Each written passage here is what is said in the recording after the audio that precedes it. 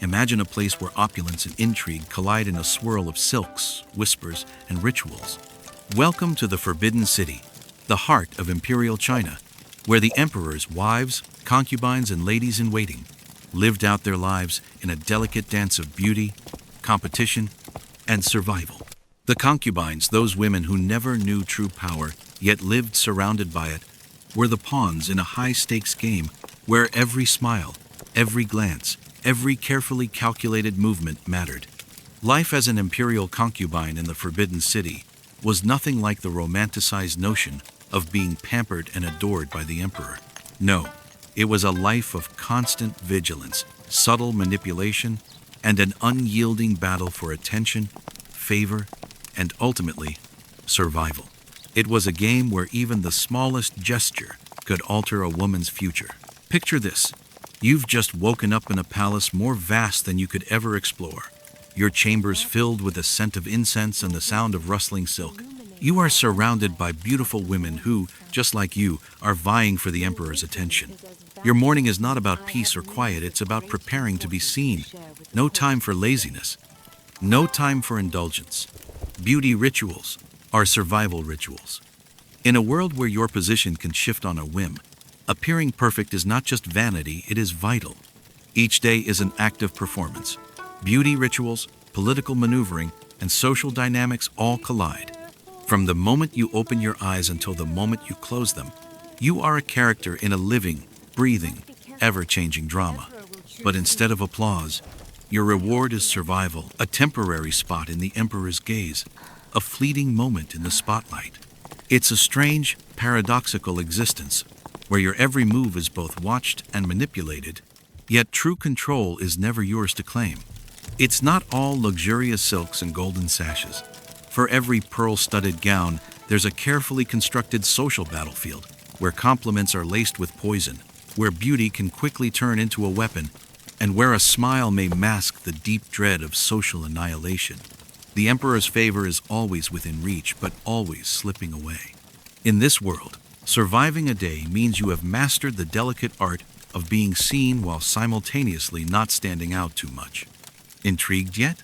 Let's take you into the world of the imperial concubines. But remember, what you see isn't always what you get. Beneath the embroidered robes and painted faces lies a world of strategic survival, where beauty is only the surface of a much deeper game. So settle in, and if this glimpse into the twisted, opulent, and absurd lives of the concubines piques your interest, don't forget to like, comment, and subscribe. There's a lot more drama where this comes from. The first sound of the day is never the soft chirping of birds or the distant hum of the city. Instead, it's the sharp tap, tap, tap of a wooden staff against your door, a signal that it's time to rise, time to start the daily ritual, time to become not just a woman, but an ideal. The sun hasn't even fully broken the horizon, yet your world, this gilded cage of luxury, politics, and power, is already stirring. As the concubine, the ruler of your fate isn't always the emperor. It's the clock, ticking away in the back of your mind, reminding you that time, like your beauty, your health, your position, cannot be wasted. When the attendant enters, you are expected to be awake, ready, and poised within moments, even though your body may still be wrapped in the heavy, sweaty fog of sleep. No rest, no relaxation, no time for personal comfort. The life of a concubine is a constant performance, one where your very existence is controlled, shaped, and scrutinized. Every minute counts. Your attendant, already dressed in the crisp blue and gold livery of the palace, enters without a word, gliding toward your bed with purpose. It's her job to wake you, but more importantly, it's her job to ensure that you are prepared. For what, you ask? The answer is simple: survival. In a place like the Forbidden City, to survive is to conform, to please, to compete. Beauty isn't merely a visual trait, it is a weapon. It's a way to hold your place within the hierarchy of concubines, to earn the emperor's attention, and perhaps, just perhaps, to climb higher in rank. So, you rise. You are immediately enveloped by the cool, sharp smell of the morning incense that is already burning in your room. You blink against the half-light, your body protesting the sudden transition from sleep to alertness. But it's no use. The day begins now, and you have no choice but to move with it. The palace waits for no one. The rush begins immediately. Your hair is the first priority. Long, black strands are combed through with care. In the Forbidden City, appearance is everything. Every day, every hour, you are expected to look like you've just stepped out of a beautiful painting. There is no room for looking tired, for showing signs of weariness. Tiredness in a concubine is a direct sign of weakness, and in a place where every woman is a rival, weakness can cost you your position. You cannot afford to appear ordinary, worn out, or uninspired. So, you must be beautiful, constantly and always. The palace attendants begin their work. Your hair is pulled back into an intricate style, often requiring layers of combs, pins, and ornaments. The process is meticulous. Every strand must fall just so, and every pin must be placed perfectly. Your scalp aches under the weight of the elaborate hairstyle, but you can't afford to show discomfort. Every tug of the comb, every twist of the hair is a step toward creating the ethereal figure you must embody to survive. Then comes the makeup. It's not just for appearance, it's for survival. Pale skin is prized in the Forbidden City, and the thick layers of white powder are the first step in the transformation. The brush strokes are light, but the layer is heavy, adding a ghostly pallor to your complexion. You're not allowed to show the warmth of life. Your face must be a canvas, untouched, refined, and flawless. Any blemish, any sign of fatigue, could cost you the emperor's gaze. You are not allowed to be human. You are an ideal. The pressure to look perfect is crushing, and you are not alone in this. Every other concubine in the palace is undergoing the same transformation, competing with you for the emperor's attention, for a higher rank, for more privileges. But while the makeup and hair care are done, there's a psychological burden that goes with it. Every gesture, every glance, every word you speak is being observed, analyzed, and often criticized. The competition among concubines is brutal. Women are in a constant race not for love, but for attention. And if you falter, if you show any sign of imperfection, there is always someone else ready to take your place. There is no room for weakness, no time for self-pity. If a concubine appears too tired, if her hair falls out of place, if her makeup smudges during the day, her rank could slip quickly. The pressure to look flawless every minute of the day is exhausting, a weight that never lets up. It is not just vanity, it is a means of survival. One misstep could lead to demotion, which is a fate worse than death in this world. The sound of your attendant's soft voice breaks through your thoughts. She is instructing you to hurry. The day is already beginning, and there is no time for delay.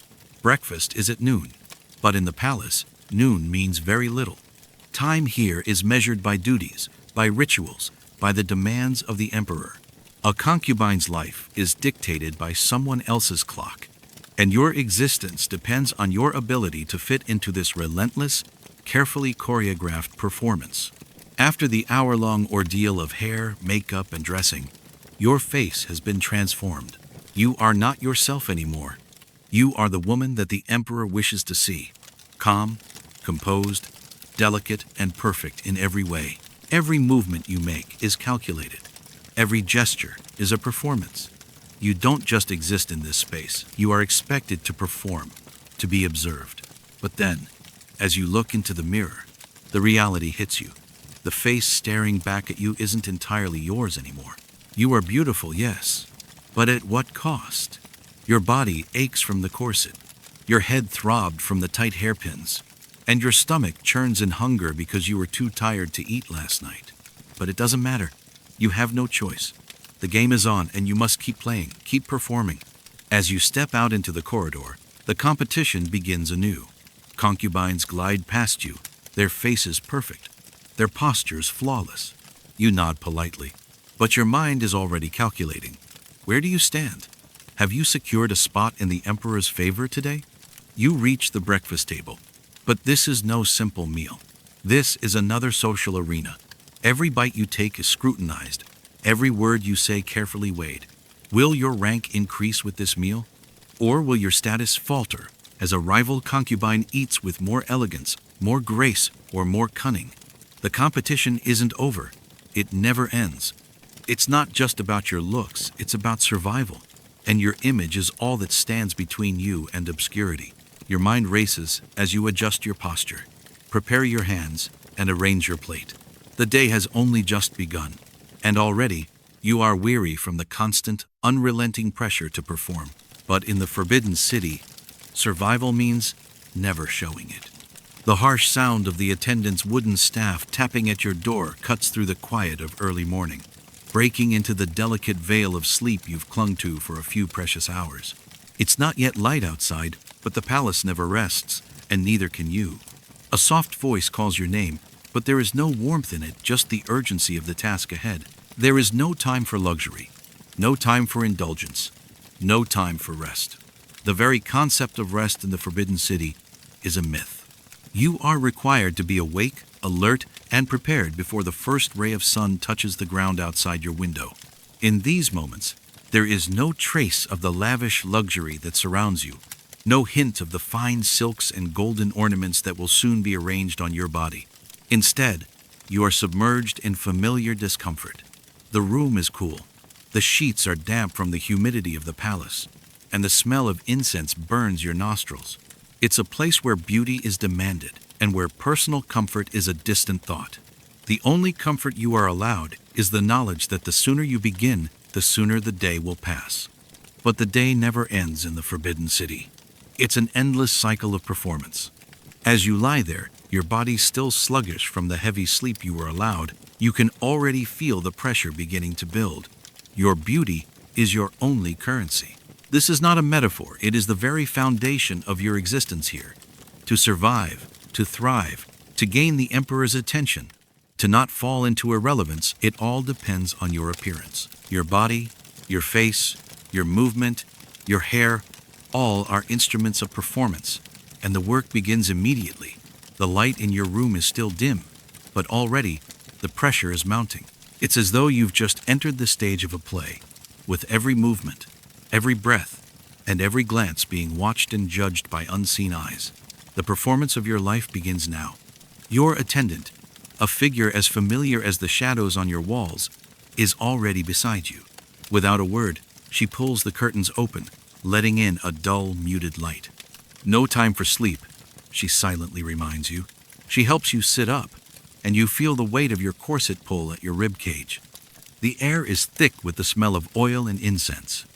As she begins to uncoil your hair soft, long strands that had been carefully styled the night before, she works with the same urgency, the same precision as every other woman in the Forbidden City. There is no rest, no moment to catch your breath. There is only the next task, the next piece of perfection that must be achieved before you are ready to be seen. Your hair is the first battle of the day. It must be perfect. It must be arranged with precision, each strand placed exactly where it should be. The beauty of the Forbidden City is built on such detail. No woman, no concubine, no servant has the luxury of walking in public without first being transformed into something ethereal, something admired, something desirable. And so, before you are even fully awake, the pain of this transformation begins. The combs and brushes are already at work, pulling at your scalp, tugging at strands that feel too heavy for the tiny, delicate head they adorn. You can hear the sounds of your hair being pulled into position, the metallic squeak of combs, the soft scrape of pins being driven into place. You hold your breath. Don't let the pain show. Don't let anyone see the discomfort that is part and parcel of this ritual. To show pain is to show weakness, and weakness has no place in the Forbidden City. Once your hair is carefully sculpted, the makeup begins. The layers of white powder are applied first, thick and heavy, until your skin feels as though it is caked in cement. There is no other option. The emperor desires women who are delicate, who appear untouched by the world, who look as though they have never seen the light of day. This is not vanity, it is survival. To be seen without this powder, without the artificial porcelain skin, is to be seen as less than what you are, a woman without value. The first layer is just the beginning, a foundation upon which the rest of your face will be built. You will be transformed, not by choice, but by necessity. Then come the eyebrows, drawn in with precise strokes to create a delicate arch. Your eyes are now outlined with dark, heavy ink to give them a sharp, contrasting gleam. Pale lips are the final touch, a shade so faint it is almost invisible. The effect is subtle, yet chilling. You are now a painting, not a person. Your features have been redefined by the brushes and powders in your maid's hands. You are the ideal woman of the Forbidden City, the perfect concubine, shaped not by nature, but by necessity. Every inch of you has been sculpted to perfection for one purpose: to be noticed, to be admired, and ultimately, to survive. The preparation process takes hours, and it is never complete. There is always something to adjust, something to perfect, something to conceal. Your corset so tight it feels as if it might crush your ribs has to be perfectly laced, no slack, no room to breathe. Your chest rises and falls, but only slightly. You are always teetering on the edge of discomfort, yet you cannot let anyone see it. The emperor must see you as flawless, and that requires sacrifice. The work of beauty is never finished. As soon as your physical transformation is complete, you begin the second phase, the mental preparation. You must be poised. You must be graceful. You must be perfect. Your movements are controlled, your posture impeccable, your expression serene but welcoming. Once dressed, you glide through the palace, your footsteps measured and careful. Every movement is part of the performance. You walk, but you do not rush. You are not allowed to look frantic, anxious, or disorganized. To appear hurried is to appear unworthy of the emperor's attention, unworthy of the prestige that comes with being a concubine. You do not make mistakes. You do not stumble. You walk as though you have been trained to do so, delicate, precise, graceful. It's not just about your beauty. It's about your presentation. Every gesture, every glance is calculated to maintain your relevance, to keep you at the forefront of the emperor's mind. By the time you make your way to breakfast, the competition has already begun. In the Forbidden City, nothing is ever simple. Every meal, every conversation, every shared glance is a test of your standing.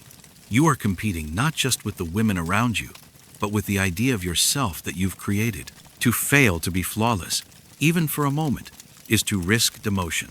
And in a place like the Forbidden City, demotion means invisibility. The day begins in the hushed shadows of the early morning. But in the world of the concubines, breakfast is far more than just a simple meal.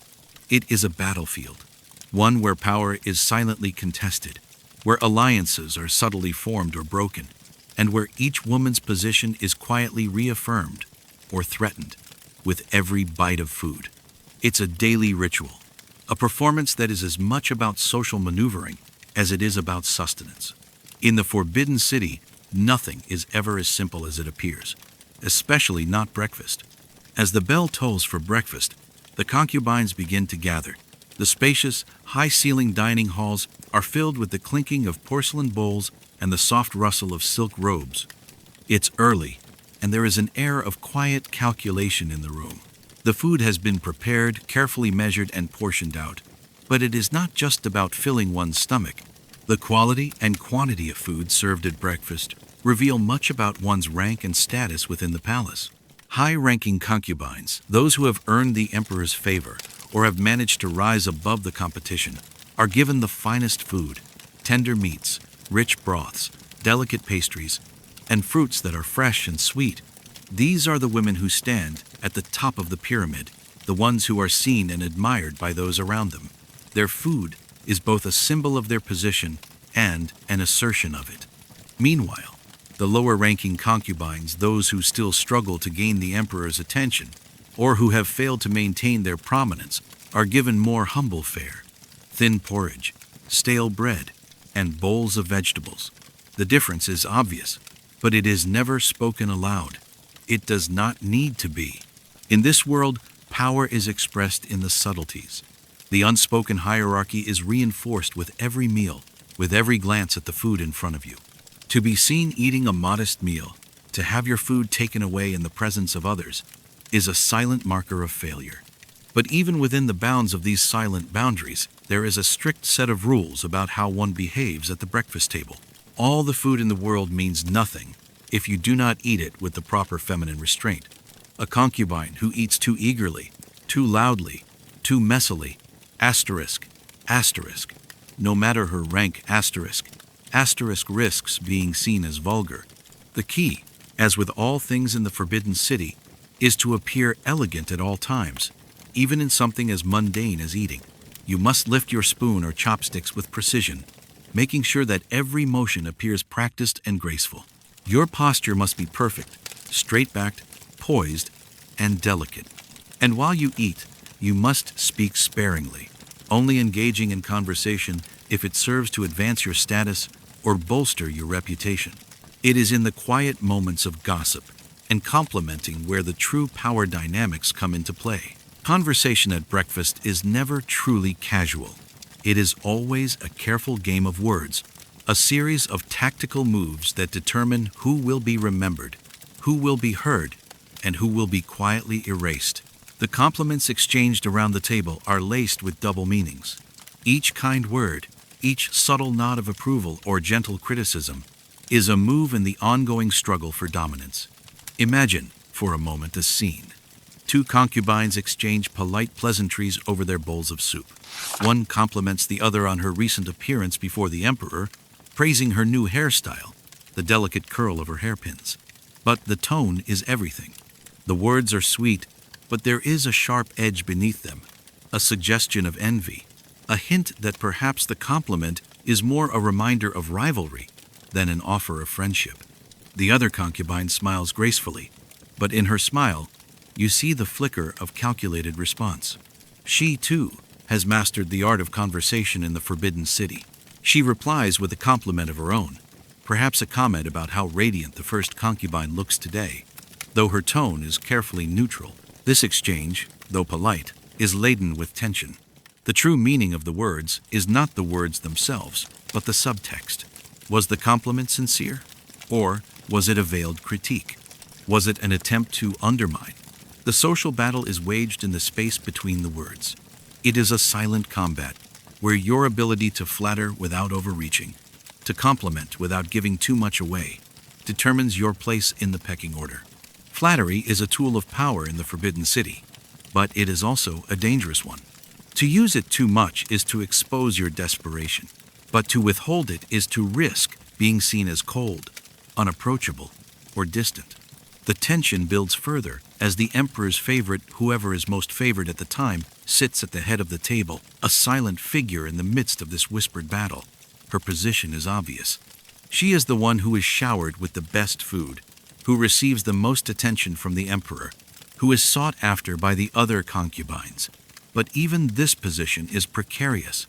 Favor can shift in an instant, and what once was a full plate of delicacies can quickly turn into an empty bowl.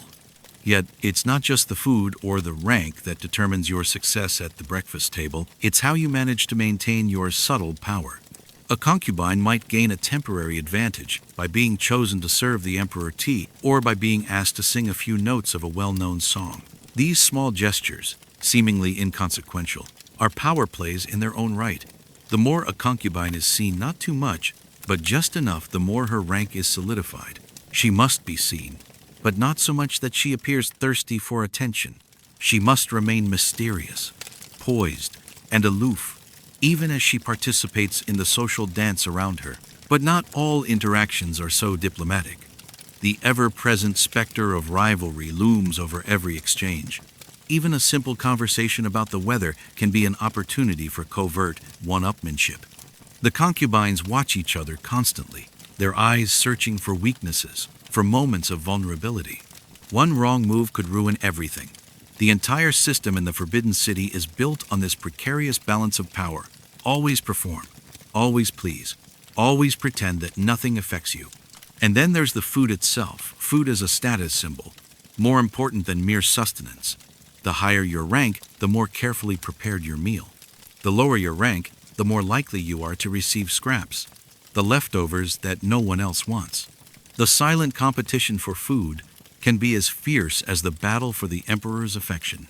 But the question remains, how do you win in a game where the stakes are so high and where every move must be carefully calculated? The answer, as always in the Forbidden City, lies in subtlety. Each compliment, each glance, each act of charity is a calculated move in a game where survival is the prize. The battle is not fought with swords or shields, but with words and actions. One misstep, one moment of carelessness, and you could be left out in the cold, passed over by the emperor and by your fellow concubines. In the Forbidden City, even the smallest gesture can shift the balance of power forever. In the labyrinthine halls of the Forbidden City, the early morning breakfast gathering is not just a routine, it's a silent battlefield.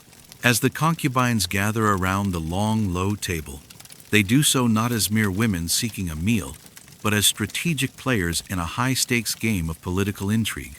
Each movement, each glance, is an unspoken calculation. The food laid before them is a mere backdrop to the real contest at hand. A competition for the emperor's favor, a battle for social rank, and a delicate dance of survival within the ruthless hierarchy of the palace. The breakfast table is where allegiances are subtly formed, where the powerful hold sway, and where the slightest misstep can lead to demotion. Women in the Forbidden City are not only judged by their beauty, but also by their manners, their decorum, and the way they present themselves in these intimate yet scrutinized settings. To eat too quickly is to appear desperate. To take too long is to risk being seen as a burden, a woman unworthy of attention. The balance between grace and speed must be maintained at all costs. At the head of the table sits the highest-ranking concubine, a woman who has earned the emperor's favor for the moment. She is the queen of this informal gathering, her every action dissected by the other women seated around her. Her food is always the finest, her portion the most generous. Her status is reinforced with each forkful of tender meat, with every carefully chosen fruit, with every sip of tea. But it is more than just the food that sets her apart. Her demeanor, the way she holds herself, the way she interacts with the other concubines, is what truly elevates her above the rest. She is untouchable, or so it appears, while others fight to maintain their relevance in her shadow. The food, while luxurious for the highest ranking, is still a symbolic gesture. For the lower-ranked concubines, the food is often far less impressive. But the way they eat matters just as much as what is on their plates. While the food provided to the lower-ranking women is simpler vegetables, plain rice, a meager portion of fish or boiled meats, the act of eating becomes a performance. Every bite must be taken delicately, every gesture poised. To consume hastily would suggest a lack of grace, a lack of refinement. The social performance of eating is as important as the meal itself. Within the silence of breakfast, there are no real conversations, only the quiet sounds of plates being moved, spoons clinking against porcelain, and the occasional rustle of silk as the concubines shift in their seats. But beneath this silence, the true battle is fought. It is a battle for dominance, not through loud declarations or open confrontations, but through subtle cues. A compliment here, a quick glance there, a word laced with double meanings that is offered as both a compliment and a challenge. The more powerful concubines understand this game well. Every word spoken, every glance exchanged, is another move on the chessboard. Consider the low-ranking concubine, struggling to maintain her position, her heart racing with every word spoken by her peers. She knows that every compliment she gives is not just a token of politeness, but a potential weapon. Flattery, when wielded properly, can elevate her status and place her on the emperor's radar. But false flattery, excessive praise, or overzealous compliments will only make her appear desperate, ingenuine, and, worst of all, insecure. She has learned that every interaction is a potential trap, and she must walk the line between being too eager and not eager enough. On the other side, we see the established concubine, sitting with her flawless composure, her lips curled into a smile that seems both sincere and calculating.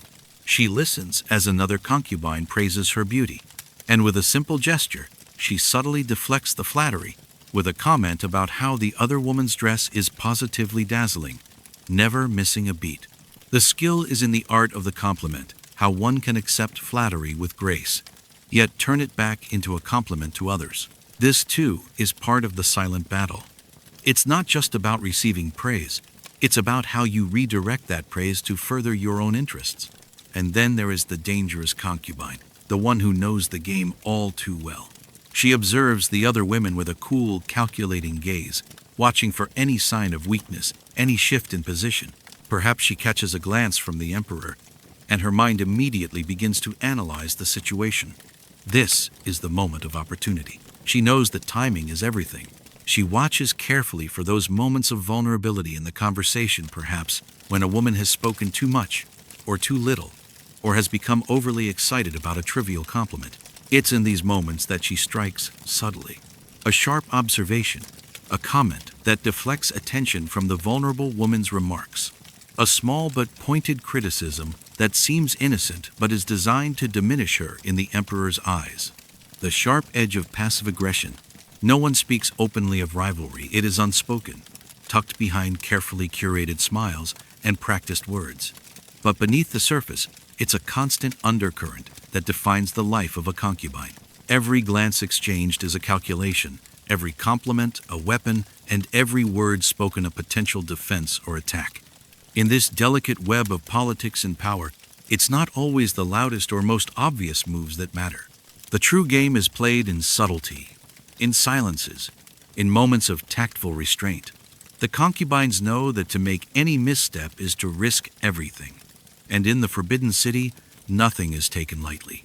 Every action, no matter how small, contributes to the constant redefinition of their status, and they must always be aware of where they stand in the ever-shifting hierarchy.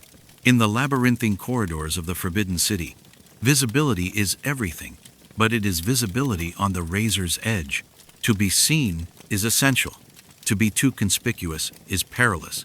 The concubines know this instinctively. Every step taken across the palace courtyard is a performance, every gesture meticulously choreographed, and every glance measured for impact. In this intricate ballet of attention and subtlety, the art of being seen is not merely about aesthetics, it is about survival. A concubine's morning does not truly end once her hair is pinned and her face powdered into perfection. Rather, it begins a more complex phase of the day, strategic visibility. The courtyards of the Forbidden City are not empty spaces. They are stages where the women must demonstrate their worth to everyone around them, particularly to those whose favor could elevate or diminish their status. Moving through the palace is a balancing act. You must be noticed by the emperor or senior officials enough to maintain relevance, yet never so much as to appear desperate or self-serving. Every pathway is mapped in your mind. The positioning of the stone slabs, corridors, and garden alcoves determines the trajectory of your performance. A wrong turn, a stumble, or an inattentive gaze could result in invisibility for hours, perhaps a day, or worse, a subtle demotion in favor of a rival. In this arena, timing and placement are everything. You are constantly calculating the optimal moment to appear in a courtyard, when the sun hits just right to illuminate your robes, and when the emperor or other high-ranking figures are likely to observe. A casual stroll is never casual. Every movement is a silent signal, every pause a message. Fashion and accessories are essential tools in this game of visibility. Hairpins, slippers, jade combs, and embroidered robes are not merely decorative. They are symbols of rank and intent. A single hairpin can communicate allegiance, preference, or ambition. A pair of slippers can announce your current favor or hint at your standing among the concubines. Even the subtle flick of a sleeve can signify sophistication or, if misjudged, fragility. The palace is saturated with symbols, and the concubines have learned to decode and deploy them expertly. Clothing, color, and pattern play a silent but potent role in signaling. A robe in muted blue may communicate modesty or humility, while a robe in crimson might hint at ambition or boldness. But these choices are fraught with risk. Too vibrant, and you might be accused of impertinence. Too dull, and your presence fades into the background. Each day, a concubine must perform complex calculations of visual impact, balancing tradition, rank, and personal strategy to maintain a favorable perception. But appearances are not merely for the eyes of the emperor. Every concubine is aware of rivals watching. Spying is ubiquitous. Walls have ears, and courtyards have eyes. Fellow concubines are never idle. They interpret every gesture, every glance, every smile as potential evidence of weakness or advantage. A subtle nod to the emperor could be misread as overfamiliarity, while a polite bow toward a rival could signal allegiance or capitulation. Every action is interpreted, every pause analyzed, every look dissected. Even walking requires artful precision. A concubine cannot simply traverse a courtyard without thought. Footsteps are measured for grace, posture maintained with perfection. The sway of a skirt, the tilt of the head, and the placement of hands are all cues in this ongoing silent drama. Too abrupt a movement, and a rival may see arrogance. Too hesitant, and you may be deemed timid. You are a living symbol, and the palace is your stage. Communication is equally complex. Words are rarely spoken directly. Instead, glances, gestures, and subtle expressions convey meaning.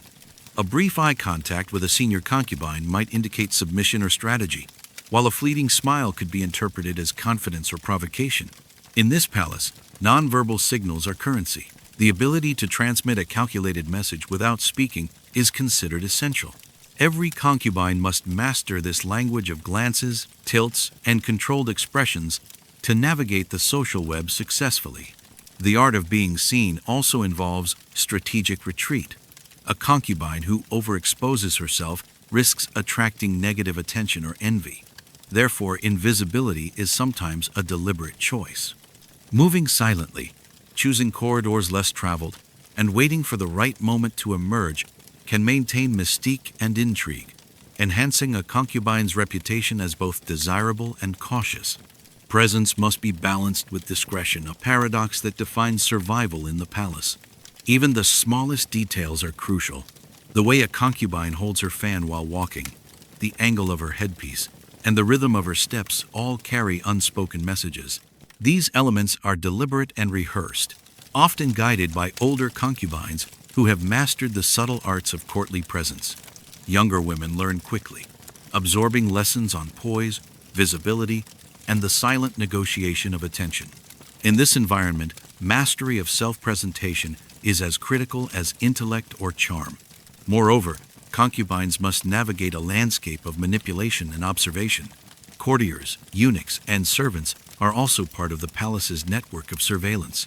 Each interaction, however minor, is monitored, recorded in memory, and later referenced in strategy. A misplaced gesture could reveal alliances or betray ambition. A poorly timed smile could invite scrutiny. Every concubine is aware that her public presence has consequences far beyond the immediate moment. It shapes her trajectory for days, weeks, or months. The palace is also a place where spying is formalized. Eunuchs and attendants report not just infractions, but subtle shifts in influence. Concubines must anticipate who is watching and what interpretations will be made. In this context, appearances are literally life in miniature. One misstep, one poorly considered display of attention, and your influence can evaporate. But there are rewards for those who excel at the art of being seen. A concubine who has mastered strategic visibility can maintain favor, gain influence over decisions, and secure privileges that elevate her daily life. Her skill in choreographing presence allows her to control perceptions, to manage rivals, and to guide the emperor's attention toward herself. This mastery is not static. It requires continuous awareness, adaptation, and rehearsal. In the end, the courtyards, hallways, and gardens of the Forbidden City are more than mere spaces. They are stages, arenas where every concubine is perpetually auditioning for recognition. The art of being seen is about timing, positioning, symbolism, and subtlety. It is a constant negotiation of presence, invisibility, and influence. To succeed, a concubine must appear natural while executing every gesture with precision, remaining ever alert to rivals, observers, and the emperor himself. It is exhausting, relentless, and beautiful, all at once, a daily testament to the fine line between survival and oblivion in one of history's most competitive courts. Visibility in the Forbidden City is not merely a matter of being present. It is an intricate performance, a continuous calculation that begins the moment a concubine rises from her bed and continues until she retires for the night. For the women of the imperial court, being seen is both a privilege and a hazard. Each step across the palace grounds is choreographed. Each gesture, glance, and accessory carries meaning.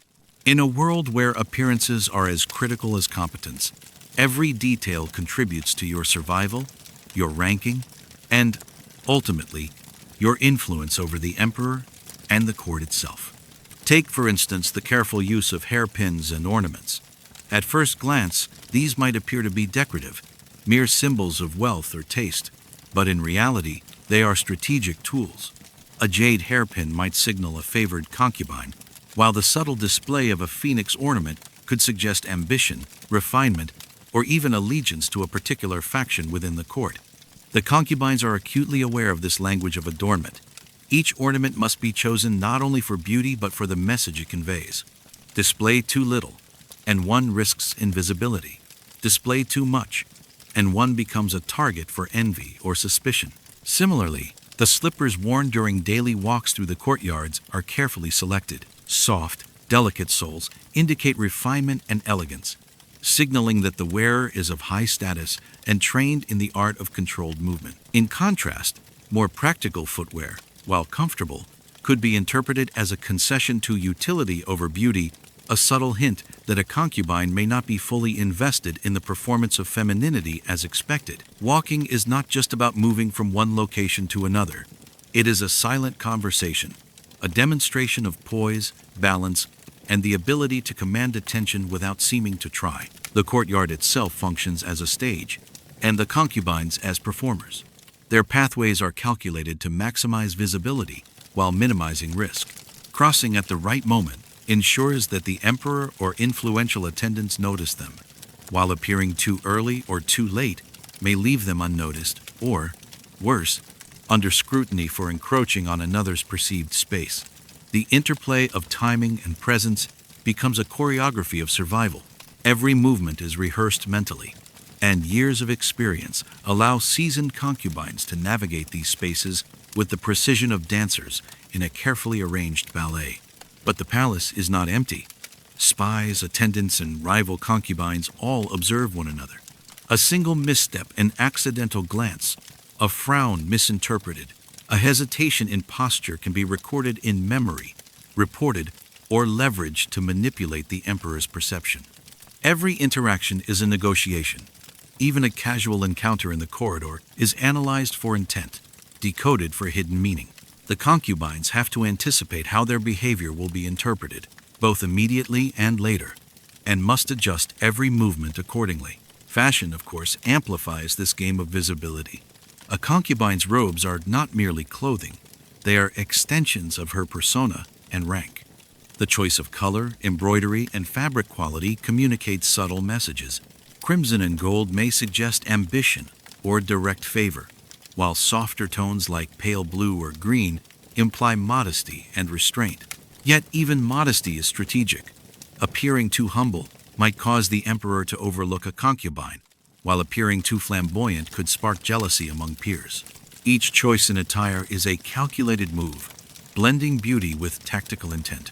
Consider the interactions during a morning walk in the garden. A concubine pauses near a flowering plum tree, allowing sunlight to catch the intricate embroidery on her sleeves, illuminating patterns that indicate rank or lineage. She deliberately positions herself where the emperor's path might cross hers. Meanwhile, a rival approaches from the opposite direction, timing her steps so that the concubine's light-hearted smile appears natural rather than rehearsed. Observers, attendants, and other concubines alike interpret these gestures, cataloging them in memory for future reference. The smallest facial expressions, a tilt of the head, a wave of the hand, can signal alliance, challenge, or subtle dominance. Even silence is a tool. To be seen but not spoken to can indicate untouchable status. A concubine who attracts attention without initiating conversation demonstrates confidence and presence. Conversely, a misjudged word can invite subtle criticism or jealousy. The balance of speech and silence is critical. Words can be traps, silence can be armor. Those who master this balance gain influence over not only the emperor, but also the social hierarchy within the harem. Another critical aspect is interaction with palace attendants. Eunuchs, maidservants, and minor officials are not neutral participants. They relay observations to more influential figures and, at times, directly to the emperor. A concubine's poise under scrutiny, her ability to maintain composure while subtly demonstrating her elegance, is constantly monitored. The unseen eyes of the palace demand constant awareness, creating a psychological environment where every glance, gesture, and posture contributes to survival. Even simple gestures like holding a fan, arranging a sash, or bowing are fraught with meaning. A concubine might slowly unfold her fan to reveal delicate embroidery, signaling wealth and refinement, or she may fold it tightly to indicate modesty and restraint. The micro-gestures are as vital as larger displays of beauty, and concubines spend years mastering these subtleties. A single improper motion could lead to misinterpretation. A bow too deep might suggest submission. A slight hesitation might imply nervousness or weakness. Observation extends beyond the emperor and attendants. Rival concubines are constantly evaluating one another. A newcomer who moves too boldly or captures attention with her beauty risks, inciting jealousy or calculated attacks. Older concubines leverage their experience to manipulate appearances, using subtle posturing, selective visibility, or indirect comments to maintain their standing. The art of being seen, therefore, is also defensive, protecting one's rank while ensuring rivals do not outshine you. Even small environmental factors are utilized strategically. Concubines choose spots in the courtyard where the sunlight, shadows, and architecture enhance their appearance. They move where light catches the shimmer of silk, where their reflection in polished marble or water can be observed, and where the natural architecture of the palace frames them in the best possible light. Every courtyard, bridge, or garden path becomes a stage for subtle performance, every step calculated to maintain favor and presence. The imperial observer, usually the emperor or his appointed officials, is ever present, though his gaze is indirect. Concubines never know exactly who is watching, which adds an element of constant uncertainty. This uncertainty drives perfection. A woman must be ready to respond with grace at any moment, to adjust her posture or expression mid-step, to present herself flawlessly, despite the ever-changing dynamics around her.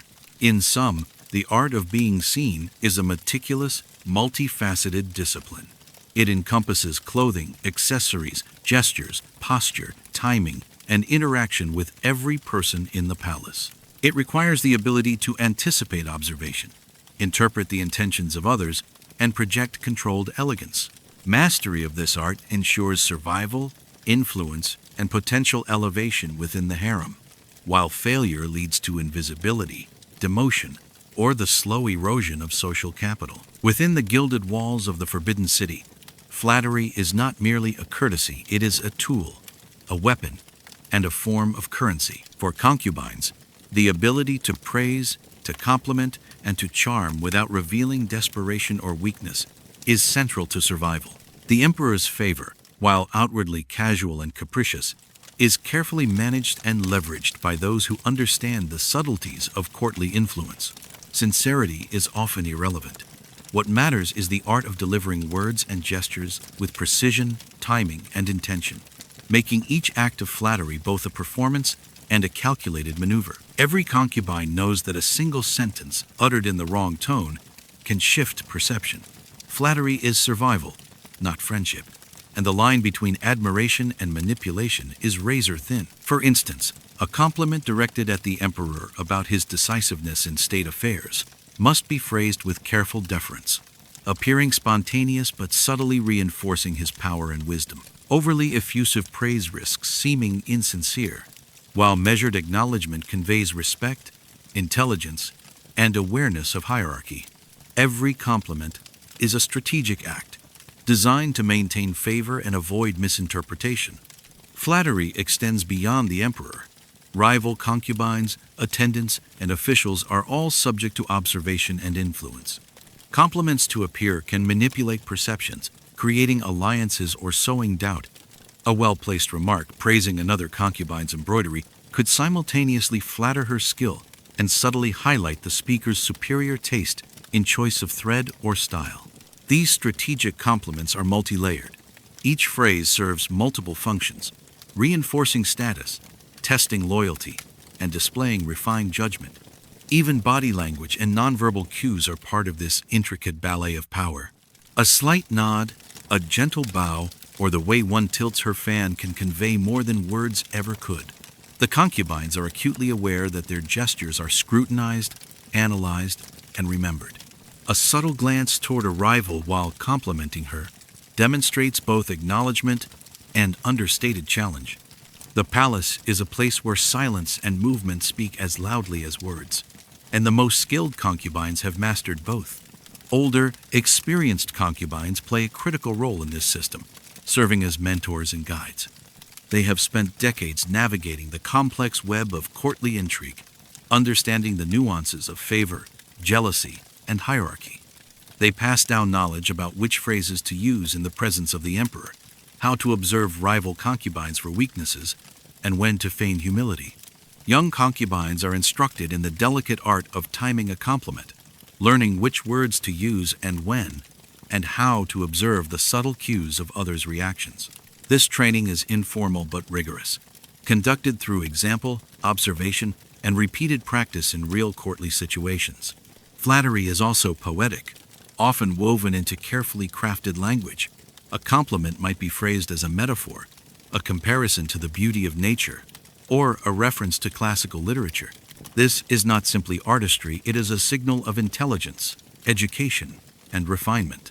A concubine who can flatter the emperor or a senior courtier with elegant phrasing demonstrates not only loyalty and respect, but also her capacity to engage intellectually and aesthetically with the cultural norms of the court. The artistry of flattery communicates subtle dominance as well. Those who speak with elegance command attention, and those who fail to do so risk invisibility. Strategic flattery requires constant awareness of context. A compliment must reflect not just the personality of the recipient, but the social climate of the moment. For instance, praising the emperor's martial prowess during a period of political tension reinforces his authority, while commenting on his wisdom in statecraft during a time of domestic unrest highlights his competence. Similarly, a compliment delivered to a rival concubine must balance generosity with subtle assertion of one's own superiority. These interactions are complex social negotiations, requiring acute perception and rapid mental calculation. Missteps are costly. A compliment too forward can suggest ambition or impudence, too timid, and it conveys weakness or insecurity. Even averted glances, the length of a bow, or the positioning of one's hands can communicate unintended messages. Every concubine must be vigilant, not only in her own speech and movements, but in interpreting those of others. The palace functions as a constantly evolving network, where information is exchanged through words, gestures, and glances. Understanding the underlying intentions behind each interaction is essential to maintaining favor and avoiding the subtle dangers of rivalry. Flattery also serves to manage emotions and perceptions. Concubines learn to mask fear, jealousy, and ambition behind words of praise. A comment that appears to celebrate a rival's success may simultaneously remind the emperor of the speaker's loyalty and subtle competence. In a court where appearances dominate reality, words are carefully constructed to shape perception, ensuring that the speaker is always seen as intelligent, composed, and graceful. The passing down of flattery techniques from older to younger concubines is deliberate. Experienced women demonstrate case studies: how to respond when a rival attempts to undermine you with a backhanded compliment, how to praise the emperor while maintaining humility, and how to subtly influence other attendants without drawing overt attention. These lessons are often implicit, learned through observation and mimicry. The palace becomes a living classroom where every breakfast, every courtyard walk, and every ceremonial procession is an opportunity for practice and mastery.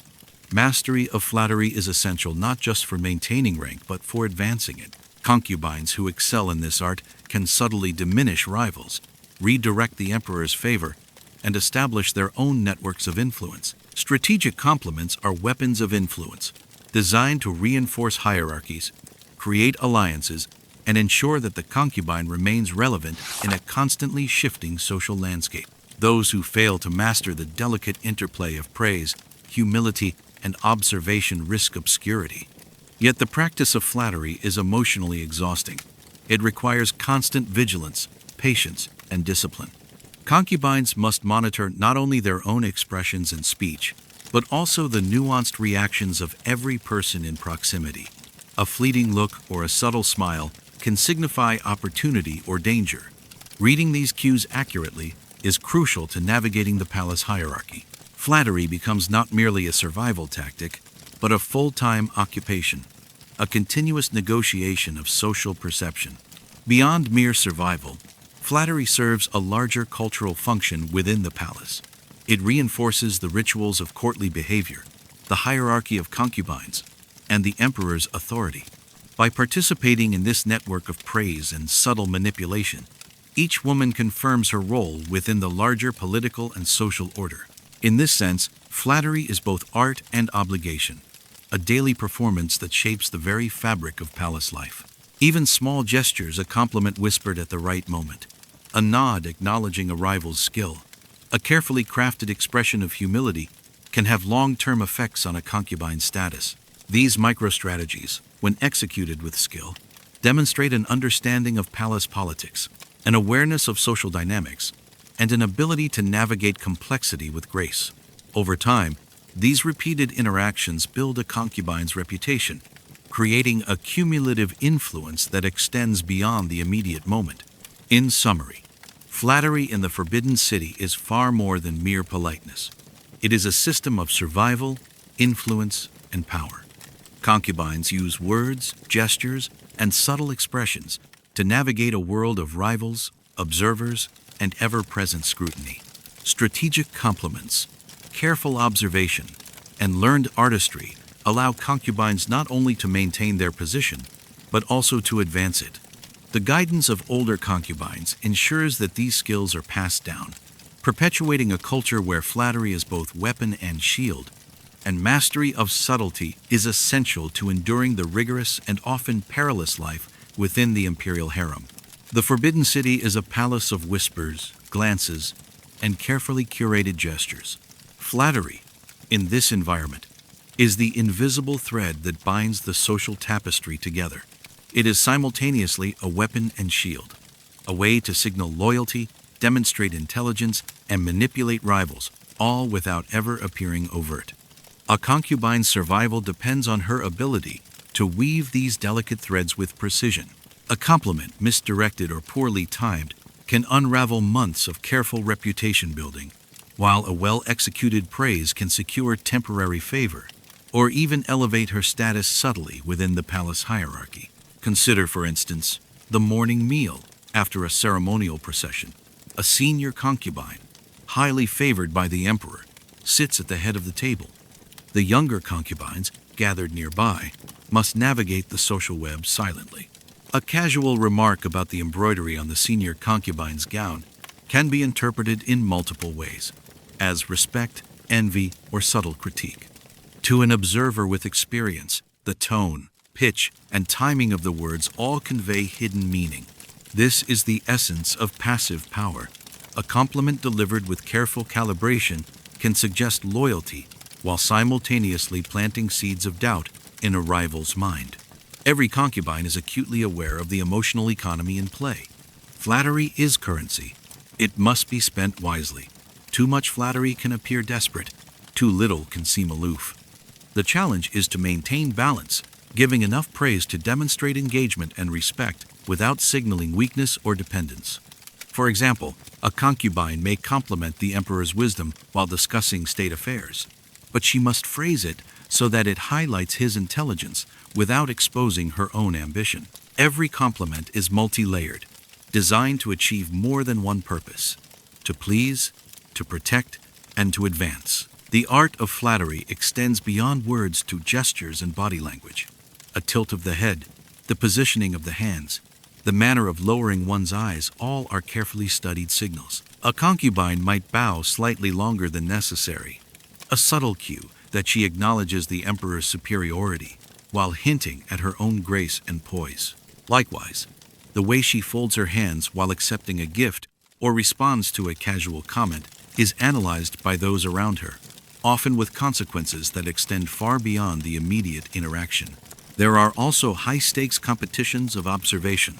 Concubines constantly monitor each other, noting micro-expressions, fleeting smiles, or subtle frowns. Such observations are cataloged mentally, stored for future leverage, or reported discreetly to allies. One misstep in posture or glance can be interpreted as weakness or insecurity. Conversely, mastering these subtleties allows a concubine to navigate the palace hierarchy with finesse, building a reputation as both graceful and clever.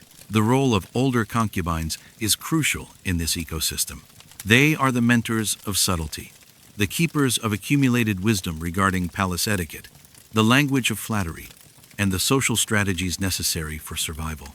They teach through observation, example, and careful instruction. A senior concubine may demonstrate how to phrase a compliment to the emperor regarding his taste in poetry, while subtly reminding a rival of her own inferiority. These lessons are passed down as oral tradition, refined through decades of trial and error, and serve as an indispensable guide for younger women entering the palace hierarchy. Flattery is also intertwined with manipulation of perception. A concubine might publicly praise a rival's handiwork, while privately signaling to allies that the work is flawed. She may laugh at a jest with perfect timing, signaling both social intelligence and emotional awareness, ensuring her presence is noted but never intrusive. The skill lies in crafting ambiguity, a word, a gesture, or a glance that can be interpreted in multiple ways, allowing the concubine to adjust the narrative to her advantage. Consider a scenario during the afternoon tea gathering, when a mid-ranking concubine subtly praises the embroidery of a senior rival, while also complimenting the emperor's keen eye for design. To the casual observer, this is mere politeness. To the informed courtier, it is a calculated display of respect and alignment. The praise signals loyalty to both the senior concubine and the emperor, while simultaneously reinforcing the speaker's own intelligence and refinement. In a court where alliances shift with every observation, each uttered word can alter the social landscape. Flattery is not only a defense mechanism, but also an instrument for advancing one's influence. By carefully praising or acknowledging the work of others, a concubine can cultivate allies, weaken rivals, or gain access to subtle forms of power. This includes access to privileges, invitations to private audiences, or the emperor's attention at opportune moments. A compliment delivered with precision, timing, and layered meaning can produce effects far beyond the initial utterance, influencing perception, behavior, and social standing over days or weeks. The emotional toll of this constant performance cannot be overstated. Concubines live in a state of continuous vigilance, aware that one misplaced word or misjudged compliment can have cascading effects. They must regulate their emotions, suppress jealousy or envy, and maintain composure, all while observing and interpreting the behaviors of others. Mental acuity, social intelligence, and emotional control are as critical as beauty itself. The act of flattery is therefore both exhausting and essential, a daily exercise in diplomacy, psychology, and performance. Even during informal activities, walking through courtyards, attending ceremonies, or observing the emperor, the principles of flattery and subtle manipulation apply.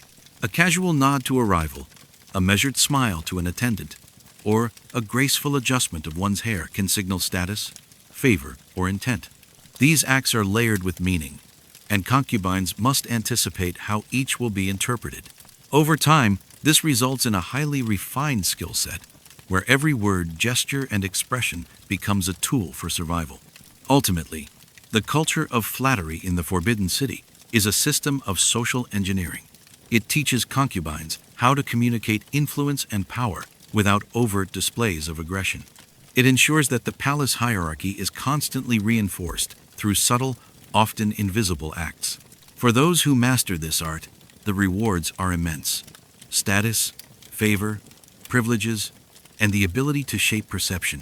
For those who fail, the consequences are equally severe: obscurity, diminished rank, and vulnerability to the schemes of rivals. The art of flattery, therefore, is multifaceted. It encompasses verbal skill, body language, timing, emotional intelligence, and strategic planning. It requires constant observation, the ability to read intentions, and the foresight to anticipate reactions. It is both learned and innate, refined over years of practice, and guided by mentors who understand the palace's intricate social ecosystem. Mastery of flattery allows a concubine not just to survive, but to thrive in an environment where beauty alone is insufficient and where subtlety, intelligence, and precision determine one's fate. In the Forbidden City, leisure is never truly leisure. For a concubine, hobbies are not indulgences. They are tools of survival, instruments by which one maintains composure, demonstrates skill, and subtly asserts influence. Each activity, whether embroidery, calligraphy, or playing the guqin, is a carefully monitored performance, a way to maintain relevance in the emperor's eyes and ensure one's position within the rigid hierarchy of the palace. The concept of a hobby is thus transformed into a ritualized practice of refinement, blending artistry, discipline, and strategic social engagement. The day after the morning routines and breakfast rituals begin with scheduled activities designed to cultivate grace and skill. The concubines gather in chambers designated for art, music, or literary study. The walls are lined with screens painted with delicate landscapes, and the soft scent of ink and silk pervades the room. Attendants ensure that every instrument is tuned, every brush is sharpened, and every piece of silk prepared for embroidery. The concubines, still mindful of courtly observation, must enter these spaces with the same poise and calculated presence as they did in the courtyards. There is no casualness here. Even a simple movement is scrutinized. Embroidery is perhaps the most visible and socially significant pastime. Concubines are expected to create intricate designs that demonstrate both technical mastery and aesthetic sensibility. Flowers, birds, and natural landscapes dominate the patterns, each stitch executed with precision. But the purpose is not merely artistic, it is political and social. A concubine who displays her skill through embroidery signals patience, discipline, and cultural literacy, qualities highly valued in the emperor's court. Each thread, each pattern, becomes a symbol of refinement, competence, and potential favor. The performance of embroidery is also a form of silent communication. Subtle choices in color, pattern, or composition can convey messages to fellow concubines, attendants, and even the emperor. A choice of a specific motif, perhaps a phoenix entwined with peonies, can signify ambition or loyalty, while a more subdued design may signal humility. The careful observation of these subtleties allows a concubine to position herself socially without ever speaking a word. Skill, taste, and creativity are currencies in this world, as vital as physical beauty and elegance. Calligraphy functions similarly. Concubines practice the brushstrokes of classical poetry and moral maxims, often under the supervision of older, experienced concubines or tutors. The elegance of a stroke, the balance of characters, and the fluidity of execution reflect discipline, patience, and intellectual refinement. A concubine who can render poetry with precision demonstrates not just technical ability, but the capacity for cultural sophistication, signaling to the emperor that she is capable of subtle intelligence and understanding. Calligraphy is thus more than writing. It is a performance of grace, an extension of personal and social strategy. Music is equally crucial. Instruments such as the guqin or pipa are not toys but essential tools in a concubine's repertoire. Mastery over an instrument demonstrates not only skill but also emotional control, allowing a concubine to convey mood, express subtle messages, or captivate an audience without words. Music is performed in formal sessions or informally, and every note, tempo, and gesture is observed. The ability to perform beautifully under scrutiny signals readiness for attention from the emperor or senior court figures. Even casual practice is a display, a public assertion of refinement and composure. These hobbies are not optional. Failure to engage or lack of skill can be interpreted as weakness, laziness, or lack of refinement. The concubine's daily routine is thus interlaced with structured skill building, where every activity, even seemingly private ones, is a performance. Time spent practicing embroidery, calligraphy, or music is counted not in personal satisfaction but in social currency, increasing visibility and favor in the palace. Moreover, hobbies serve as a buffer against mental deterioration. Life in the Forbidden City is isolating and psychologically demanding. Concubines must navigate competition, jealousy, and political intrigue daily. Structured artistic activity provides a controlled environment in which they can channel attention and energy, maintaining focus and calm. The precision required in embroidery, calligraphy, or music trains patience and emotional regulation, essential for responding to palace politics. In this sense, hobbies are both survival mechanisms and instruments of psychological resilience. The integration of hobbies into performance is continuous. A concubine's display of skill is often witnessed by rivals or attendants, turning private diligence into public performance. A single session of embroidery might be observed by a senior concubine, whose approval or subtle critique can influence reputation. The audience is always present, even when unseen. The concubine must appear effortless, graceful, and disciplined, never showing strain, fatigue, or error. Perfection in craft is thus inseparable from perceived status. Competition is constant. Even in these controlled settings, concubines compare themselves to peers. An especially intricate piece of embroidery may draw admiration but also jealousy, prompting subtle sabotage, whispers, or indirect critiques. Musical performance is similarly fraught. A single faltering note, an imperfect bow, or hesitation can be interpreted as incompetence or emotional fragility. These daily exercises are thus both artistic and strategic, allowing concubines to advance while signaling refinement, intelligence, and reliability. Additionally, the emotional stakes of hobbies are high. Mistakes are rarely overlooked. Even minor lapses can shift perception. Concubines must manage anxiety, rivalry, and self-doubt while maintaining outward grace. The pressure to perform perfectly, even in private study, is unrelenting. Older concubines serve as mentors, demonstrating correct technique, subtle posture, and the nuanced handling of materials. These lessons extend beyond skill.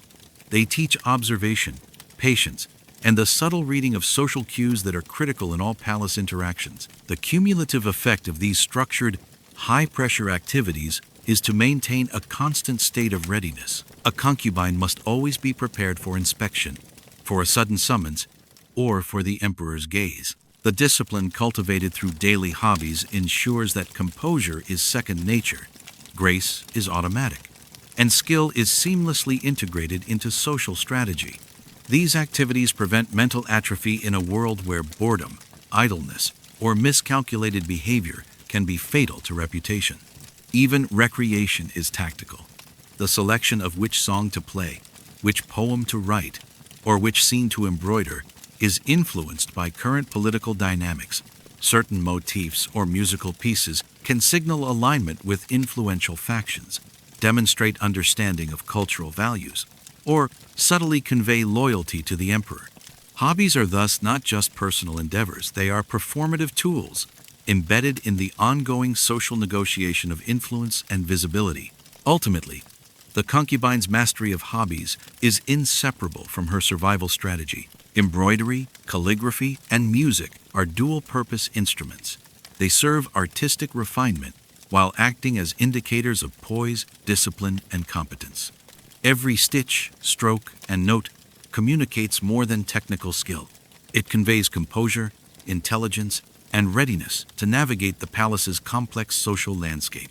The concubine who excels in these mandatory rituals demonstrates mastery over her environment, her rivals, and herself, a rare combination that ensures her continued relevance and influence in the imperial court. Within the grand halls of the Forbidden City, the daily engagement in hobbies is far more than mere amusement.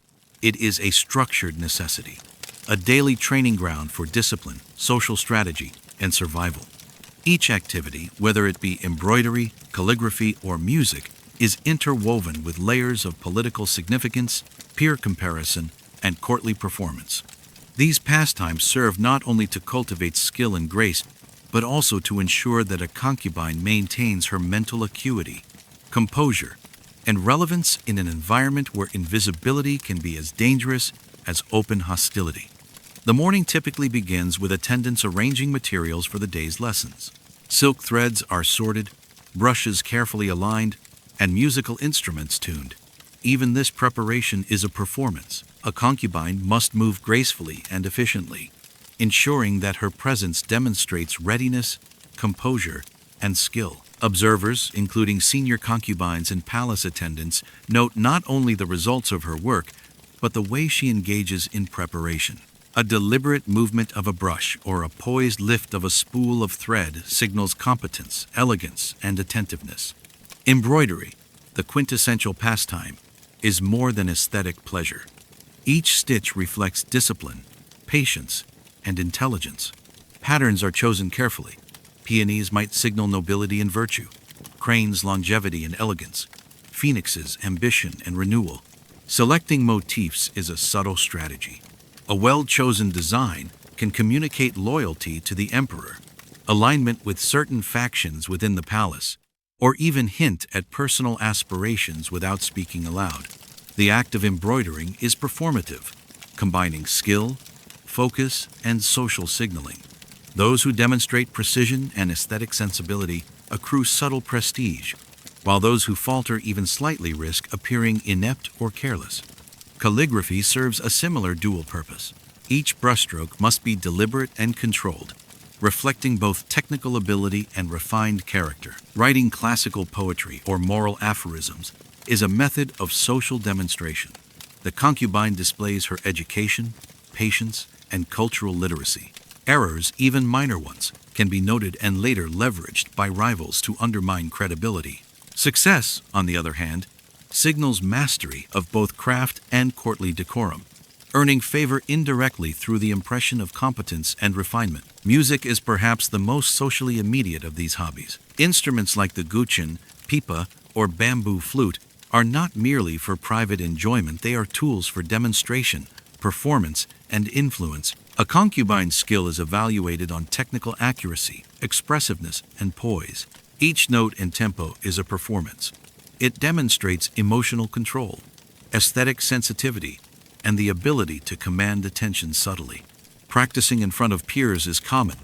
Even private rehearsal carries weight, for the palace is filled with eyes and ears.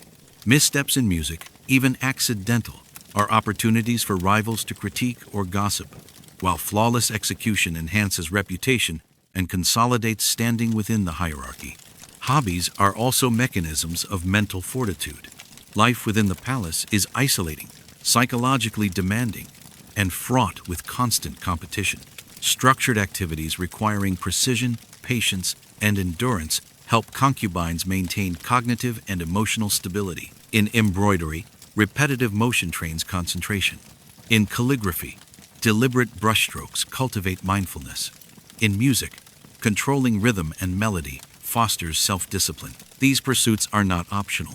Failure to engage fully is interpreted as laziness or incompetence, threatening status and influence. The dynamics between concubines are intensified during these sessions. Senior women act as mentors and evaluators, silently judging technique, posture, and demeanor. A young concubine may be guided through proper silk tension in embroidery or taught the subtleties of tonal expression on the guqin. Observing these interactions is critical. Subtle mistakes, a poorly timed smile, or a misaligned stitch can be noted and remembered, forming the basis for social maneuvering later in the day. Beyond technical skill, interpersonal navigation is essential. Each hobby session is an arena for passive competition and influence building. A concubine who finishes a complex embroidery pattern with grace may draw admiration from peers or attendants, indirectly signaling competence and ambition. Conversely, hesitation or visible struggle can invite whispered critiques. Music sessions, where multiple women perform sequentially, offer similar stakes. The ordering of performance, the expressiveness of execution, and the subtlety of presentation are all meticulously analyzed. Even small tools, the weight of the embroidery hoop, the angle of the brush, the placement of music sheets carry symbolic weight. A concubine who arranges her materials with care demonstrates meticulousness and attention to detail. A slight misalignment or disarray can be interpreted as negligence or inattentiveness, signaling weakness to rivals. The entire environment of these hobbies becomes a microcosm of palace politics, where every observable action contributes to social standing. The psychological burden is immense. Concubines must remain aware of their posture, facial expression, and timing while performing activities that are cognitively demanding. Emotional self-control is essential.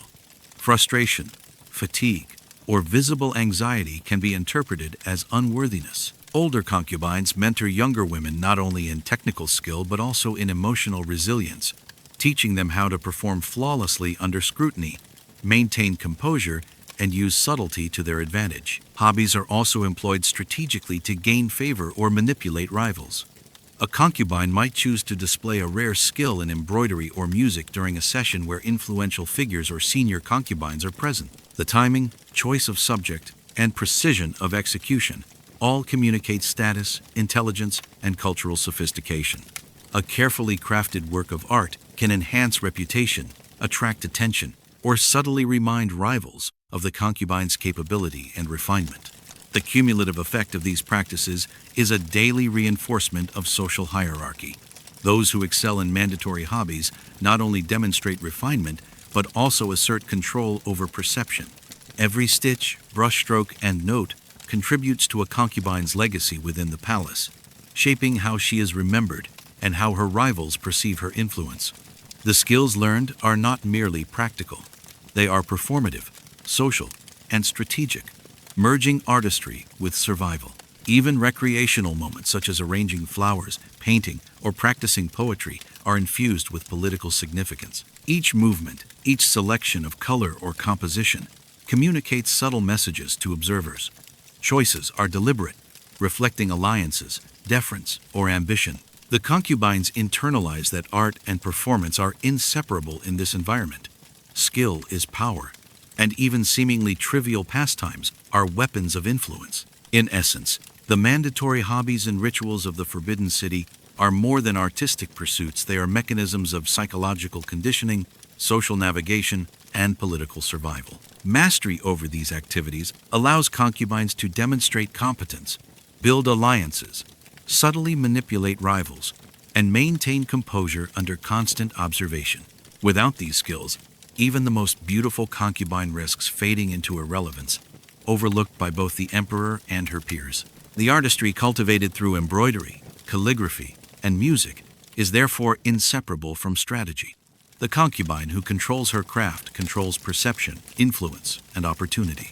Each activity becomes an instrument of power, subtlety, and survival, a daily rehearsal for maintaining grace, elegance, and relevance in the palace's unforgiving hierarchy. Within the gilded walls of the Forbidden City, gossip is far more than idle chatter. It is currency, strategy, and survival, a tool wielded with precision by the concubines, who understand the intricate dynamics of court life. Every whispered word, every rumor circulated, every subtle comment is part of a delicate web in which information is power. In this palace, to know and to disseminate knowledge is as vital as any skill in embroidery, music, or poetry. Concubines who master gossip can manipulate perception, influence decisions, and protect themselves from rivals, while those who miscalculate can suffer humiliation, demotion, or even exile. The day begins quietly, but the palace is never silent. Attendants, eunuchs, and even the walls themselves serve as conduits for information. A fleeting remark, overheard in a courtyard or corridor, can transform into strategic intelligence. Concubines must be constantly alert, listening for opportunities, noting tensions, and observing subtle shifts in alliances. Gossip is never trivial. It is a weapon in the silent war of influence that permeates every interaction. Consider a morning gathering after breakfast. A senior concubine casually mentions that another concubine appeared fatigued during the emperor's inspection of the gardens. To the untrained eye, it is a simple observation, a note on demeanor. To those attuned to court dynamics, however, it is a loaded statement. The remark can be leveraged subtly to suggest weakness, or it can be reframed as a moment of vulnerability that invites strategic alliances. The interpretation of gossip is as important as the information itself. The ability to read intent, detect nuance, and act accordingly is what separates survival from downfall. Gossip is also a tool for gathering intelligence. Concubines must understand the emperor's moods, anticipate decisions, and predict shifts in favor. Whispered stories about palace activities, officials' preferences, and rival concubines' ambitions form a network of intelligence that allows women to navigate the constantly shifting hierarchy. The concubine who knows what is happening before others can act decisively, positioning herself advantageously, avoiding missteps, and subtly influencing outcomes. The art of gossip requires subtlety. A comment must appear casual, almost accidental, while conveying strategic meaning. For instance, a mention of a rival's new hairstyle or the emperor's approval of a particular poem can signal alliances or undermine status. The concubine must carefully calibrate tone, timing, and context. A misstep, a comment too pointed, too loud, or too revealing can backfire, turning the gossip against the speaker and opening her to scrutiny or censure. Rumors are particularly powerful. A well-placed story, seemingly innocuous, can reshape perceptions. One might imply that a concubine has overstepped boundaries or is too ambitious, subtly undermining her reputation. Another might suggest alignment with a particular faction, signaling loyalty to influential figures. The ambiguity of rumor is what gives it power. It allows interpretation while avoiding direct confrontation, enabling concubines to manipulate perception without openly challenging rivals. But gossip is a double-edged sword. Information can backfire catastrophically. If a rumor is traced, misinterpreted, or contradicted, the instigator may face consequences ranging from social ostracism to demotion. A concubine who spreads false intelligence risks losing credibility and influence. In some cases, the emperor or senior officials may perceive deliberate misrepresentation as deceit, leading to punitive action. Thus, mastery of gossip involves not only the creation of narrative, but also the careful management of risk and accountability. The mechanics of gossip extend beyond verbal exchange.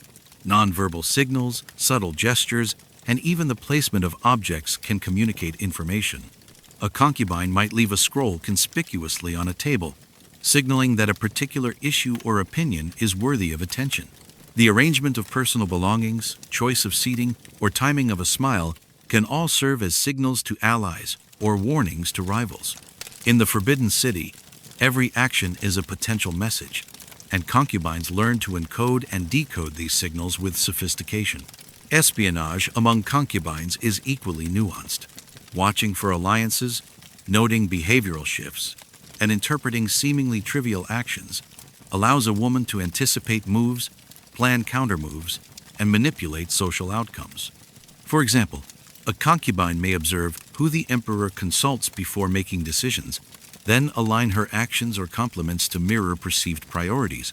These subtle acts of observation and manipulation are as essential as any skill in music or embroidery, for they directly affect influence, rank, and access to favor. Even the emperor's preferences are filtered through gossip.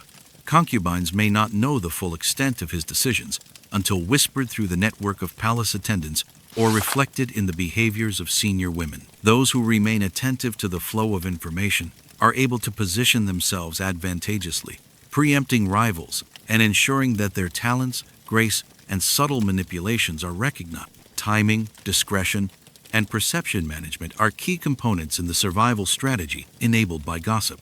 The social structure of the palace encourages the propagation of subtle misinformation. Concubines who excel in gossip can plant stories that influence rivals' perceptions and behaviors.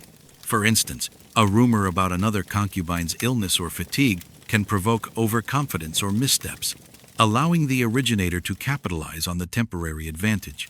Similarly, a carefully timed compliment disguised as a report can elevate allies or curry favor with influential figures. The artistry lies in maintaining plausible deniability while achieving strategic ends. At the same time, concubines must navigate complex hierarchies and competing networks. Gossip is rarely linear. It spreads through channels, some trustworthy, some opportunistic, A single comment may be repeated, distorted, or repurposed by another concubine or attendant. The palace operates as a living ecosystem, where information flows unpredictably and must be managed continuously. Those who can control the narrative, predict its trajectory, and manipulate its impact are most successful. The dangers of mismanaged gossip are severe. A misinterpreted remark can ruin a concubine's reputation, alienate allies, or provoke retaliation. Senior women and palace officials are constantly evaluating not just actions, but the intentions behind words. Misjudging context can lead to subtle punishments, reassignment to less desirable quarters, reduced privileges, or increased scrutiny. In extreme cases, false or poorly timed rumors can result in exile from the emperor's favor or social marginalization, demonstrating that gossip, while a tool, is a risk-laden endeavor. Ultimately, gossip and espionage are inseparable from the daily life of the concubines. They are a form of power, a social tool, and a survival mechanism. Mastery of this domain requires intelligence, observation, subtlety, and emotional regulation. A concubine must constantly balance the rewards of information with the risks of exposure. The palace is a theater of observation. Every conversation, every glance, and every whispered secret can shift power dynamics, alter alliances, and determine one's trajectory within the imperial hierarchy. By integrating gossip with other survival strategies, flattery, skill in hobbies, strategic visibility, a concubine ensures she is not only seen but also remembered and influential. Those who succeed in this network can subtly guide outcomes, protect themselves from rivals, and shape the perceptions of those who hold ultimate power. The art of gossip, when combined with acute observation and disciplined action, becomes a powerful instrument of palace politics, demonstrating that in the Forbidden City, information is as potent as beauty and as critical as grace. In the Forbidden City, the art of gossip is not limited to casual remarks exchanged between concubines over breakfast or embroidery. It is a fully integrated system of intelligence, practiced continuously throughout the day. While younger concubines may initially treat whispers as mere entertainment, they quickly learn that in this environment, every snippet of information can be leveraged strategically. A casual observation, such as noticing a rival's fatigue, a momentary lapse in posture, or a misaligned accessory, can be converted into an advantageous narrative. Consider the intricate web surrounding the emperor's morning routines. Some concubines have developed the skill to track his daily movements, noting patterns, moods, and preferences. A comment overheard about his favoring a particular tea blend or appreciating a certain melody in the morning music session becomes critical intelligence.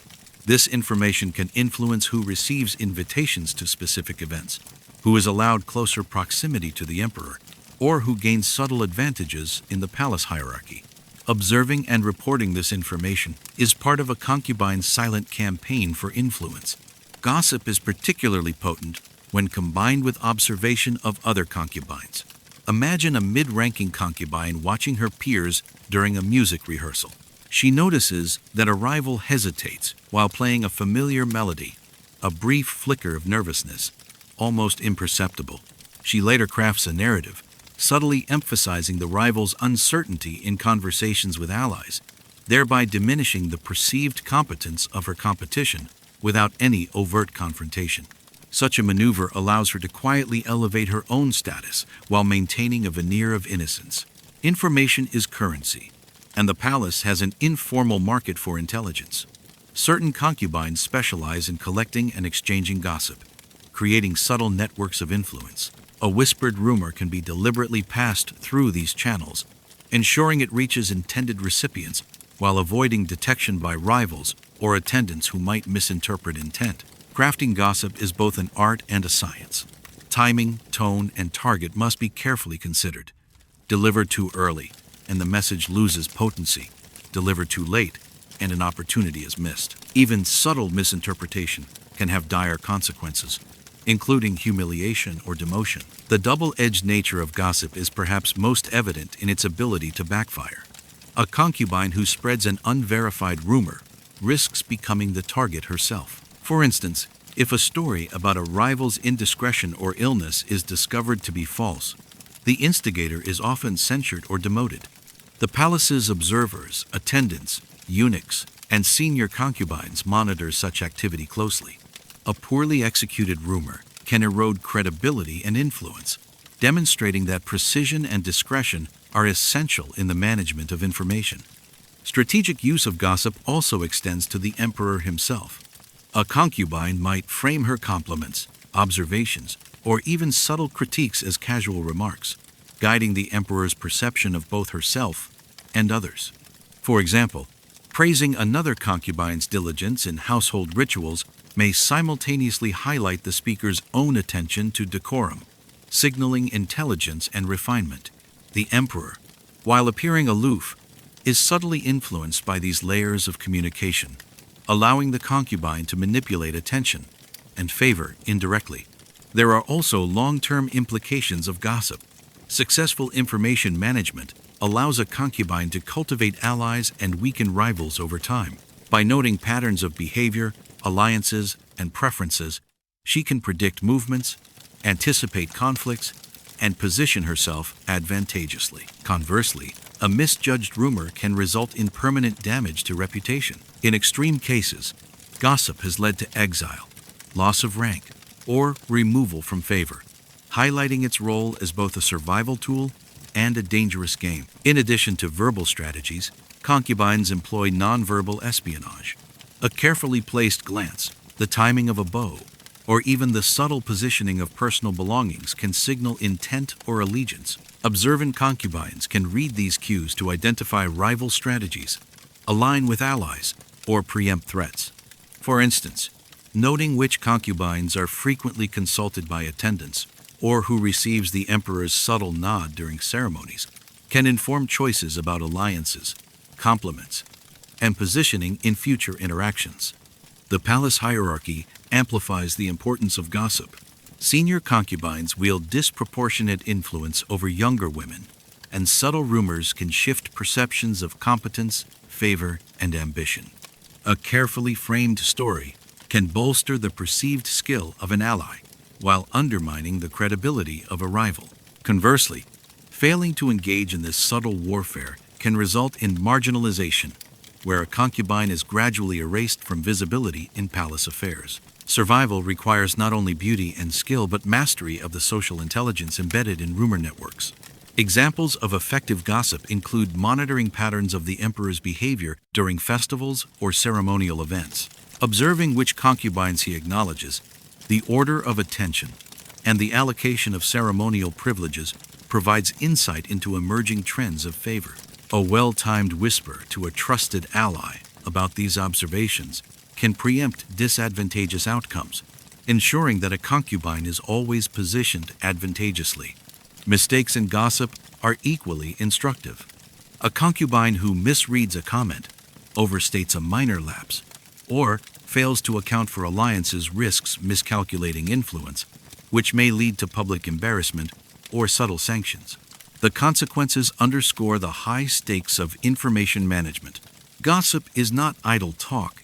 It is a delicate mechanism of survival in an environment where visibility, favor, and influence are everything. Finally, the psychological impact of gossip is profound. Concubines are constantly vigilant, tracking whispers, observing interactions, and assessing the potential ramifications of every word spoken. Emotional resilience and strategic patience are essential, as even minor lapses in judgment can escalate into significant setbacks.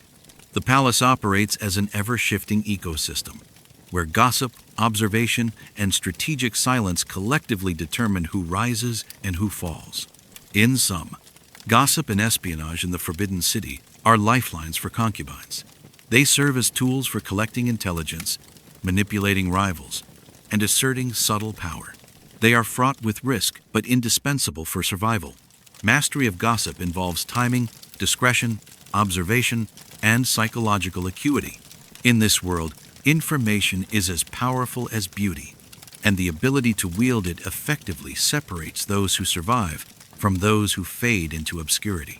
In the Forbidden City, no ritual carries more tension, more anticipation, or more potential for both elevation and heartbreak than the nightly selection of the emperor's companion. It is an event cloaked in mystery, revered by some, feared by many, and anticipated with a mixture of hope, anxiety, and meticulous preparation by every concubine within the palace walls. To be chosen or not chosen is a determinant not only of immediate favor, but also of long-term influence, privileges, and ranking. The selection process, shrouded in secrecy, operates like a living lottery, and every step a concubine takes leading up to it is laden with strategy, ritual, and psychological pressure. The day begins with the slow crescendo of anticipation. From the first hour of morning, concubines are aware that the night holds the possibility of selection. This awareness permeates every action, every glance, and every gesture. Even routine tasks arranging flowers, practicing calligraphy, or tuning the guqin are executed with an unspoken awareness of the upcoming lottery. Every motion is carefully observed by rivals, attendants, and sometimes by the emperor's emissaries, each movement contributing to a subtle hierarchy of attention and evaluation. Bathing, the first and arguably most critical preparatory ritual, is a complex affair. The concubines must cleanse themselves thoroughly, not merely to satisfy hygiene standards, but to present a flawless and ethereal image to the emperor. Water temperature, the angle of washing, and the sequence of steps are all prescribed by palace protocol. Certain oils or scented waters may be applied strategically to convey youth, vitality, or subtle refinement, chosen to appeal to the emperor's aesthetic preferences. This is not self-indulgence. It is a survival tactic, as failure to adhere to the precise standards could diminish one's chance of selection. Following the bath, concubines engage in an elaborate wardrobe ritual. The choice of garments, colors, and accessories is painstakingly considered. Each robe must be immaculately folded and layered, silk smoothed without wrinkle, and embroidered patterns aligned to perfection. Color symbolism plays a crucial role. Red may signify auspiciousness and vitality, while softer tones might communicate humility and restraint. Accessories, hairpins, jade bracelets, and delicate slippers are arranged to maximize visual impact, creating a tableau of grace and refinement designed to captivate the emperor's attention. A single misaligned hairpin or improperly tied sash can undermine the carefully cultivated impression. Even makeup is executed with extreme precision. White face powder, delicately drawn eyebrows, subtle lip color, and eye enhancement are applied to meet palace standards. The emphasis is on perfection and symmetry, as the emperor is known to notice the smallest inconsistencies. These beauty rituals are physically taxing. The application of heavy powders, intricate hairstyles, and multiple layers of clothing creates strain. Yet the concubines must endure silently. Physical discomfort is part of the performance, a reminder that in the palace, beauty is inseparable from endurance. Once the preparation is complete, the concubines are gathered in designated waiting chambers. Here begins the psychological dimension of the selection. Silence, posture, and composure are paramount. No one may speak unnecessarily, shift impatiently, or reveal anxiety. The waiting game is a test of self-control, as each concubine must project serenity even while her heart races with anticipation. Observing rivals, noting their expressions, and projecting an aura of confidence become critical strategies. Every glance exchanged is laden with unspoken messages, alliances, rivalry, admiration, or subtle intimidation. The emperor's choice itself is shrouded in ritual and secrecy. While the process appears arbitrary to outsiders, it is carefully orchestrated within palace protocol. Concubines are aware that a single selection can redefine their day, week, or even month. Being summoned conveys status and favor, and the event is treated with a combination of awe, fear, and meticulous attention to detail. To be overlooked is equally significant. It signals the need for strategy, for self-refinement, and for careful observation of the palace's shifting dynamics. Selection often involves a ceremonial act of being carried to the emperor's chambers, emphasizing the concubine's elevated status and the meticulous etiquette demanded of her. Servants and attendants ensure that her steps, gestures, and posture are flawless throughout the procession. This ceremonial carriage is not simply functional, It is a performative display designed to project grace, elegance, and readiness. Every movement, down to the placement of hands and the tilt of the head, communicates control, poise, and adherence to palace norms. Even during this ritualized movement, the concubine's mental state is under constant pressure. She must suppress any sign of fear, anxiety, or anticipation, maintaining composure under the gaze of attendants and rivals. One misstep in posture or expression can be interpreted as weakness or incompetence. She is acutely aware that every action contributes to a broader narrative, one that will be recorded, observed, and remembered in the palace's intricate social memory. Within the emperor's chambers, the concubine must execute perfect comportment. Her movements are deliberate, her gestures precise. Speech is limited, measured, and respectful, with any deviation potentially diminishing her perceived refinement. Her composure is tested by both the emperor's attention and the observation of other concubines, who may be present or watching from adjacent quarters. This is not intimacy or romance. It is ritualized performance under extreme scrutiny, where every action is evaluated and recorded. The unpredictability of selection introduces an ongoing emotional strain. Concubines exist in a state of suspense, unable to control whether they will be summoned on any given night. They oscillate between hope and anxiety, constantly recalculating their strategies, refining their appearance, and maintaining vigilance over both allies and rivals. This waiting game is as critical to survival as any display of beauty or skill. Emotional regulation becomes a daily necessity, as impatience or frustration could reveal vulnerability, weakening social positioning.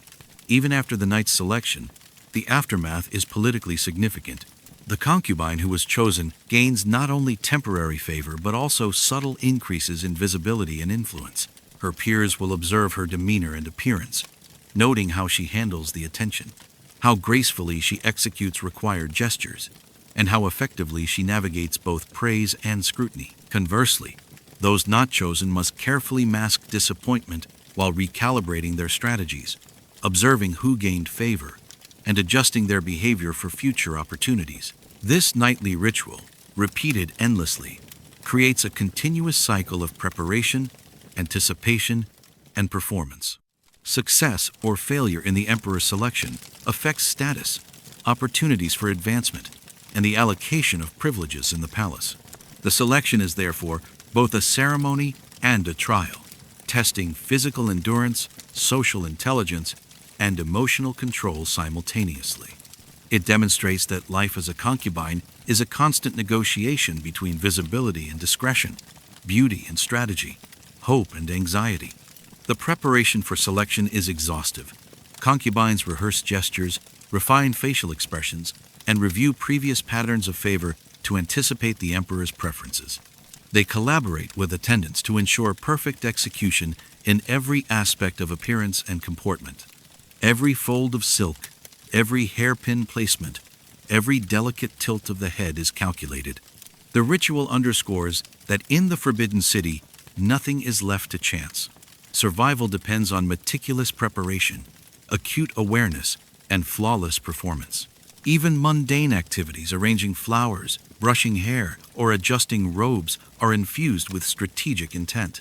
These seemingly minor gestures communicate readiness, elegance, and refinement. The palace becomes a space where every moment is performative, and the concubine's skill in presenting herself is as vital as her physical beauty or artistic proficiency. Those who master this performative calculus achieve sustained visibility, influence, and resilience within the complex social hierarchy. The nightly selection in the Forbidden City is more than a ritual. It is the climactic tension of a concubine's day, the pivot around which her social and political fortunes turn.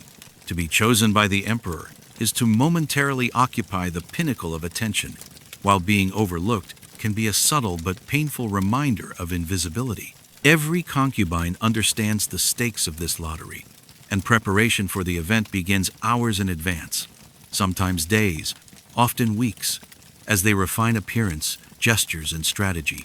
The anticipation starts in the morning with subtle mental rehearsal. A concubine imagines the sequence of the evening, the walk to the emperor's chambers, the positioning of her hands, the angle of her head, the rhythm of her steps. She considers which hairstyle will emphasize her neck, which folds in her robe will best frame her posture, and even the timing of her blink, all minute details that may be observed and interpreted. These preparations are as much psychological as they are physical. The concubine must condition herself to project confidence, grace, and desirability, regardless of the natural fatigue or anxiety she may feel. Attendants play a crucial role in this preparation. They ensure that the concubine's hair is tightly arranged, her robes precisely layered, and her makeup flawless. Hairpins, often ornate and symbolic, must be positioned with care. A misplaced phoenix pin could suggest inexperience or clumsiness, whereas correctly placed, it conveys ambition, refinement, and awareness of court symbolism. Jewelry is not arbitrary. It signals alignment with factions, personal rank, and attention to aesthetic norms that the emperor respects. Every item the concubine wears becomes a signal, and any inconsistency can be exploited by rivals to undermine her position. As the evening approaches, the concubines enter the waiting chambers, a space designed both for observation and suspense. Here, time seems to stretch interminably. Women sit in silence, maintaining perfect posture, hands folded delicately, eyes lowered respectfully. Conversation is minimal. Even a whisper risks exposure. The act of waiting itself is a test of endurance and composure. A concubine who fidgets or reveals impatience might appear unfit to participate in the refined ritual of courtly selection, while one who maintains serenity demonstrates both self-control and dignity. The selection itself is shrouded in ceremony and secrecy. One concubine may be chosen, or sometimes two, depending on the emperor's whims and the palace schedule. The summons is executed with subtle signaling by eunuchs or palace attendants, who deliver instructions without revealing the criteria or timing. This uncertainty heightens the psychological pressure. Anticipation is as potent as the event itself, requiring concubines to maintain readiness while controlling every visible emotion. A concubine selected for the evening undergoes a final preparatory sequence. She is bathed, sometimes more than once, to ensure purity and freshness. Oils and scented waters are applied strategically to highlight youth and vitality. The selection of robe, hairstyle, and accessories is deliberate, guided by previous experiences, observations of the emperor's preferences, and subtle counsel from senior concubines. Each movement in this process is choreographed, ensuring that when she is carried or escorted to the emperor, she appears effortlessly perfect. Being carried to the emperor's quarters is another performance in itself. Carried in a sedan chair or guided by attendants, the concubine must maintain absolute poise, keeping her posture immaculate while appearing relaxed and graceful. The weight of the robe, the balance of jewelry, and the placement of her hands are all critical. A tilt too sharp or a clumsy gesture could be interpreted as a flaw in discipline or elegance. This ritual emphasizes that the body itself is a stage, and that survival depends on mastery of both movement and stillness. Within the emperor's presence, concubines are acutely aware that their reputation is on display. Every smile, every measured bow, every subtle gesture communicates intelligence, humility, or confidence. To speak unnecessarily risks being seen as forward, while silence can convey dignity or indifference. The ability to navigate this delicate balance is paramount, as the emperor's favor can shift the palace hierarchy, influence allocation of privileges, and determine who receives more favorable living quarters or audiences. Competition among concubines adds layers of complexity. Those who are not chosen observe closely, noting the details of how the selected concubine navigates the evening. Was her bow too deep or too shallow? Did she maintain eye contact in a way that conveyed confidence without audacity? Did she anticipate the emperor's reactions and respond subtly?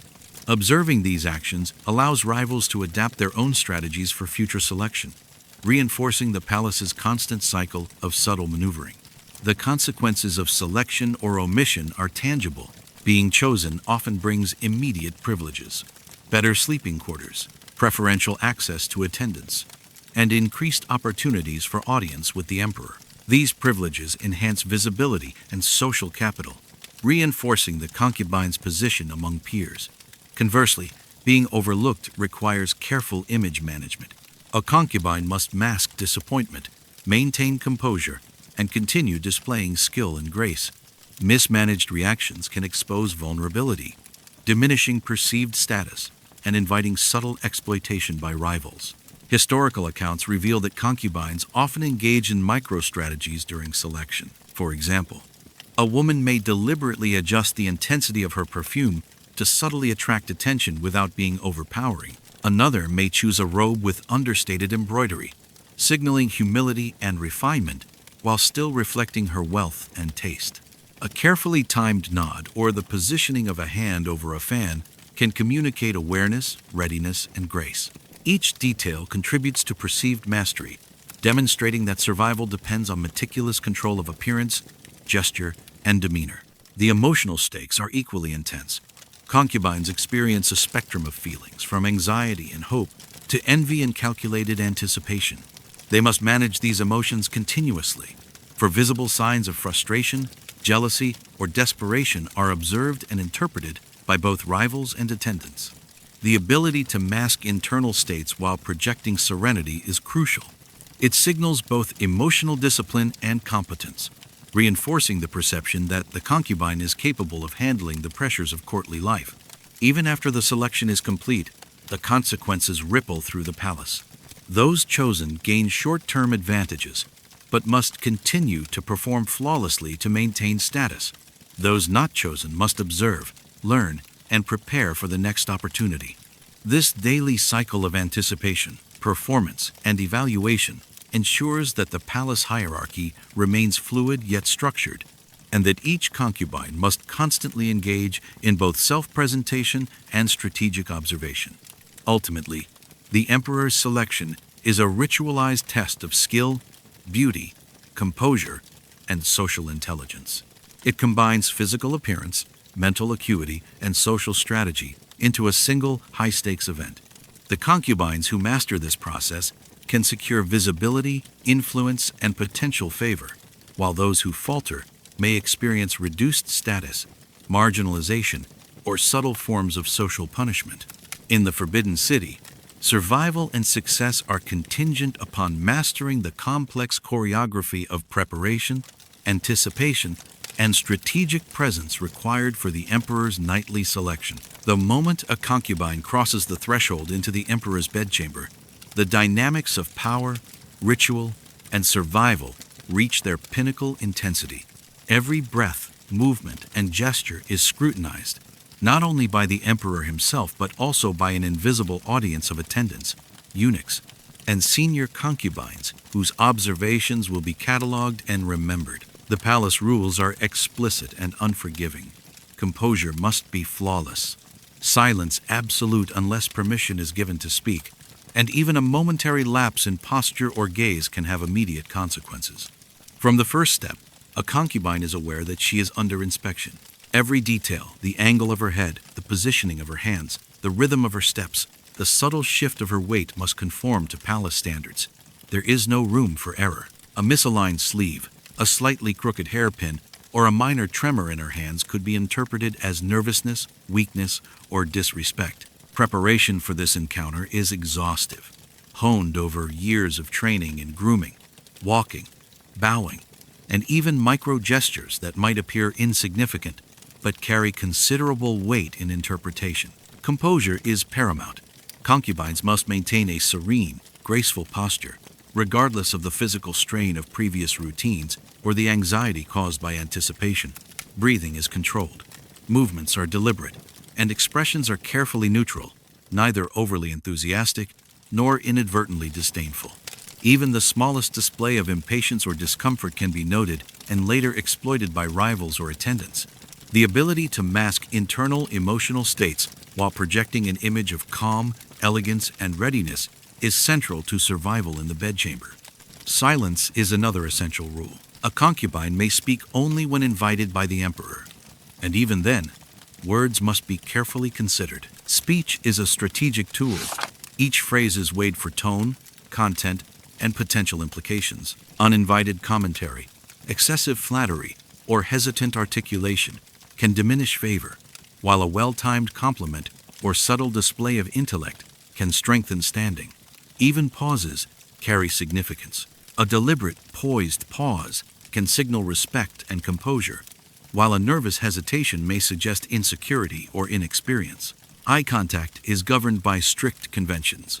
Looking directly at the emperor without permission is considered impertinent or disrespectful, while failing to acknowledge him when invited can appear evasive or ungrateful. The concubine must navigate a precise balance, ensuring that her gaze conveys attentiveness, respect, and subtle confidence without appearing intrusive.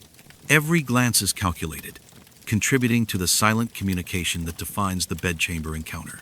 Physical positioning and gesture are equally critical.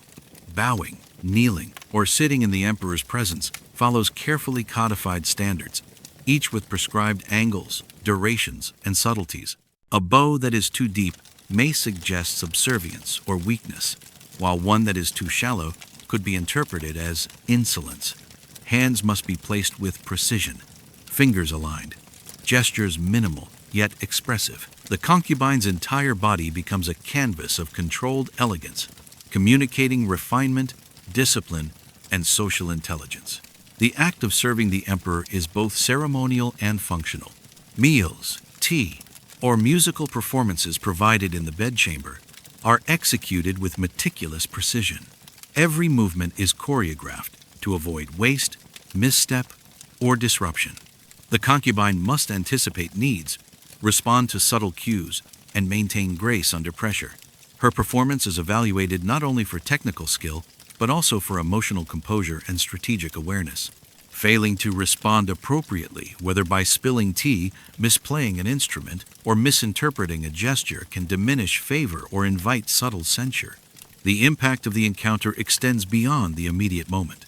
Being selected and performing successfully can enhance status, increase privileges, and consolidate influence within the palace hierarchy. Favor is expressed in small yet tangible ways: better sleeping quarters, priority access to attendance, or more frequent opportunities for audiences.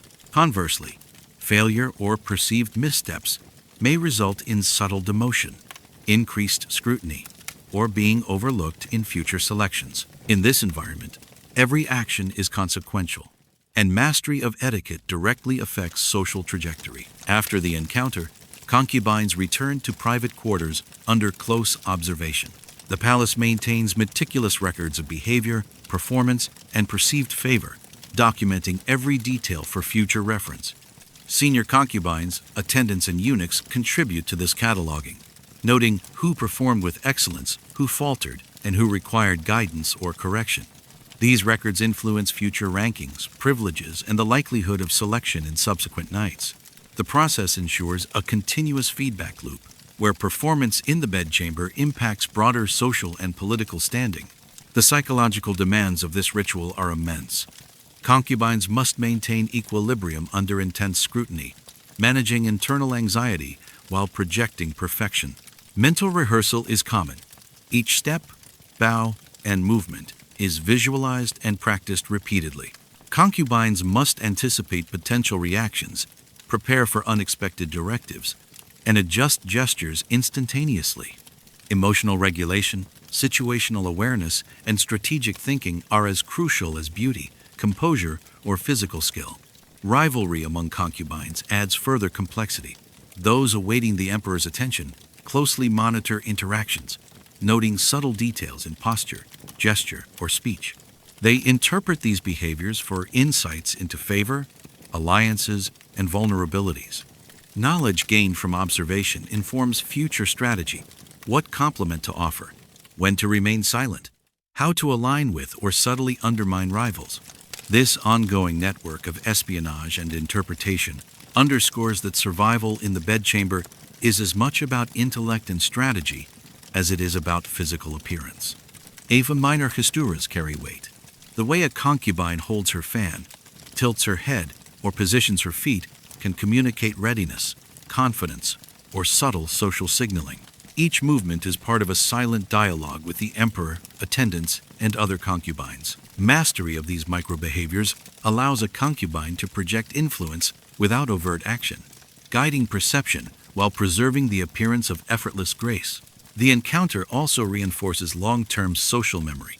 Senior concubines and palace officials catalog behaviors, noting trends in composure, responsiveness, and alignment with palace protocol. Over time, these records contribute to a comprehensive evaluation of each concubine's reliability, skill, and political acumen. Performance in the bedchamber becomes a predictor of future influence, determining opportunities for advancement, access to resources, and social leverage. Finally, the bedchamber experience is exhausting yet crucial.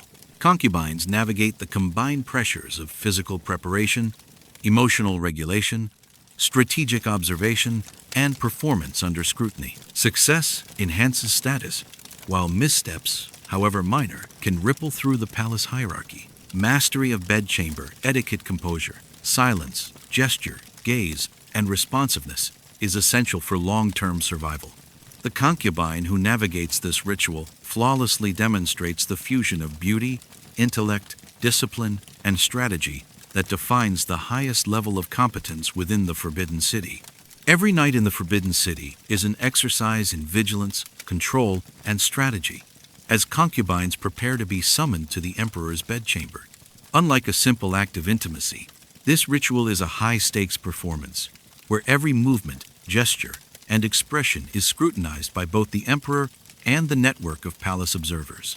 The concubines understand that success or failure in this encounter can dictate their social trajectory, influence their ranking, and determine their access to privileges, resources, and future opportunities. Preparation for the bedchamber begins hours in advance. Concubines meticulously rehearse posture, gestures, and micro-expressions, ensuring that every aspect of their physical presentation aligns with the strict expectations of the court. A slight misalignment of the shoulders, an uneven tilt of the head, or a hesitant step can be interpreted as nervousness or lack of refinement. For the concubines, the body itself is a tool of influence. It communicates discipline, grace, and subtle dominance. The attendants play an essential role, guiding the concubines through intricate preparation rituals. Hair is styled to perfection, pinned with symbolic ornaments chosen to convey alignment, status, or subtle ambition. Jewelry is positioned to catch light, emphasizing elegance while signaling sophistication. Robes are layered precisely, embroidered motifs aligned perfectly, and slippers arranged to allow smooth, measured movement. Even the smallest imperfection, a loose thread, a misaligned hairpin, or a wrinkle in silk, can jeopardize the concubine's perceived composure and readiness. The bath is another crucial element. Concubines cleanse themselves thoroughly, often multiple times, to ensure the appearance of purity and freshness. Scented oils and powders are applied strategically to highlight youth, smooth skin, and convey refinement. Bathing is an endurance ritual. Concubines must remain composed despite fatigue from previous routines, ensuring that their physical state does not betray their emotional state. Once preparation is complete, the concubine is summoned. The corridor leading to the emperor's bedchamber becomes a stage, and every step is deliberate. Her movements are precise, measured for elegance, balance, and subtle communication. Each gesture is intentional. A slightly lowered gaze signals respect. A carefully timed nod conveys attentiveness. A soft sway of the hands or the angle of a fan communicates refinement. The concubine must anticipate the gaze of both the emperor and the palace attendants, ensuring that every action reinforces her status and composure. Silence is perhaps the most critical rule. Concubines may only speak when explicitly invited. Words must be carefully measured. Too much speech risks appearing eager or forward. Too little, and the concubine may be perceived as indifferent or aloof. Even pauses are significant. A well-timed pause demonstrates patience and composure, while hesitation or stammering can be interpreted as weakness or nervousness. Communication is both verbal and nonverbal, and mastery of subtle cues is essential for survival. Eye contact is governed by strict conventions. Looking at the emperor without invitation is considered disrespectful, while failing to respond when invited can indicate disengagement or lack of awareness. Concubines must strike a delicate balance. Their gaze conveys attentiveness, intelligence, and confidence without overstepping boundaries. Every movement of the eyes, every subtle shift in focus, is carefully calibrated, and misjudgment can have immediate social consequences. The performance within the bedchamber is also strategic. Actions such as presenting tea, adjusting attire, or performing brief artistic demonstrations are opportunities to showcase refinement and skill. The concubine must execute these with perfect timing, precision, and poise. Errors, however minor, are noted by attendants and rivals, potentially affecting future ranking or favor. A single misplaced gesture, a spilled cup, a faltered bow, or an inadvertent expression can alter perception, reducing influence or inviting criticism. Serving the emperor is not merely a physical duty, it is a psychological performance. Concubines must remain emotionally neutral, projecting calm even as anticipation, anxiety, and subtle envy courses through the room. This discipline is crucial, as emotional control is as visible as physical grace. The concubine who maintains serenity despite inner turmoil signals mastery, while visible stress can mark her as inexperienced or unworthy. The interpersonal dimension adds complexity. Senior concubines and other palace observers watch carefully, noting the selected concubine's comportment. Rival concubines analyze her gestures, tone, and composure, comparing them to past performances and predicting potential shifts in influence. This constant evaluation ensures that even private interactions have public consequences, and each concubine's actions ripple through the social hierarchy. Microgestures are heavily weighted. How the concubine holds her fan, adjusts her robe, or positions her hands during a brief interaction conveys subtle meaning. A slight hesitation may suggest deference or uncertainty, while a perfectly executed tilt of the head communicates confidence and poise.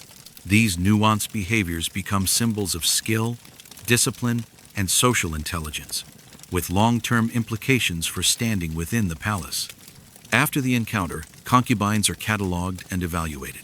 Palace records meticulously track performance, comportment, and perceived favor. Senior concubines and attendants document who performed flawlessly, who displayed minor errors, and who needs further guidance.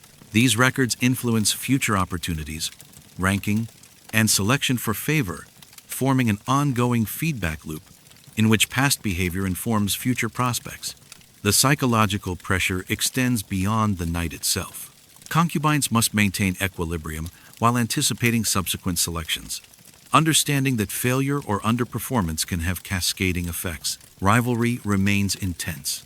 Those who observe successful interactions may adjust strategies, preparing to capitalize on any perceived weakness or to align themselves more favorably. The palace functions as a dynamic network, where information, observation, and subtle performance intersect to determine influence. In essence, the emperor's bedchamber is both a stage and a crucible. Success requires mastery of posture, movement, gesture, gaze, and controlled expression. Failure can result in diminished favor, increased scrutiny, or social marginalization. Concubines must execute every action with precision, projecting elegance, composure, and strategic intelligence.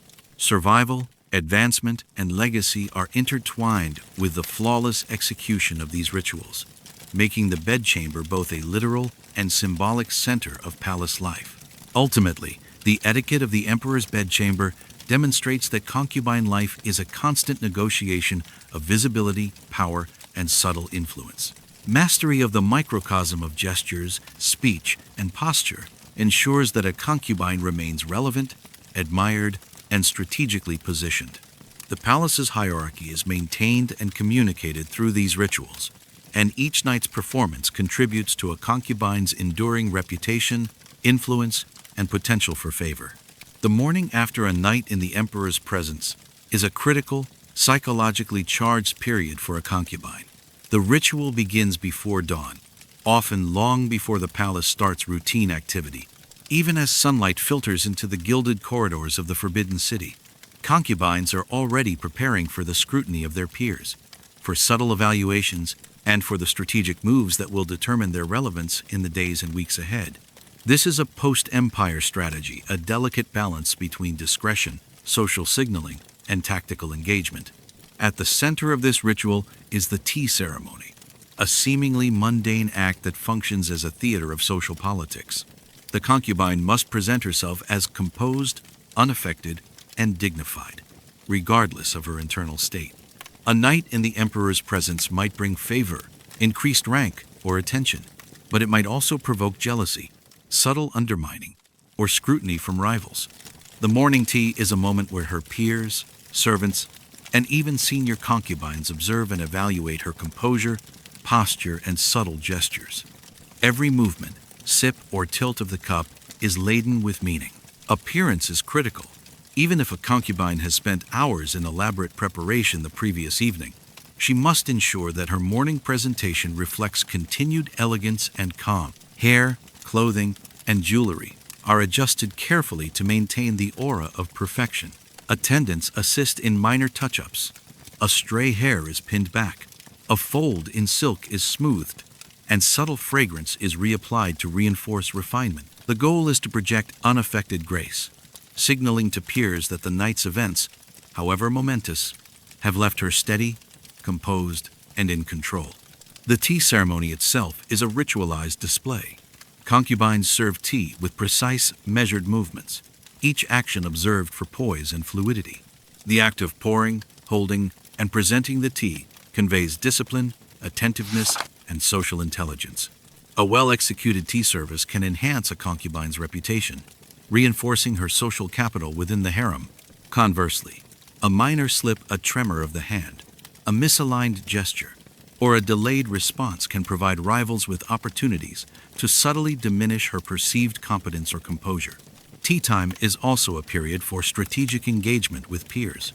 Compliments, subtle gestures, and carefully crafted remarks serve multiple purposes, acknowledging alliances, reinforcing social bonds, or subtly undermining rivals. A concubine might remark on another's embroidery or hairstyle, delivering praise in a manner that emphasizes her own refinement, judgment, and awareness of court etiquette.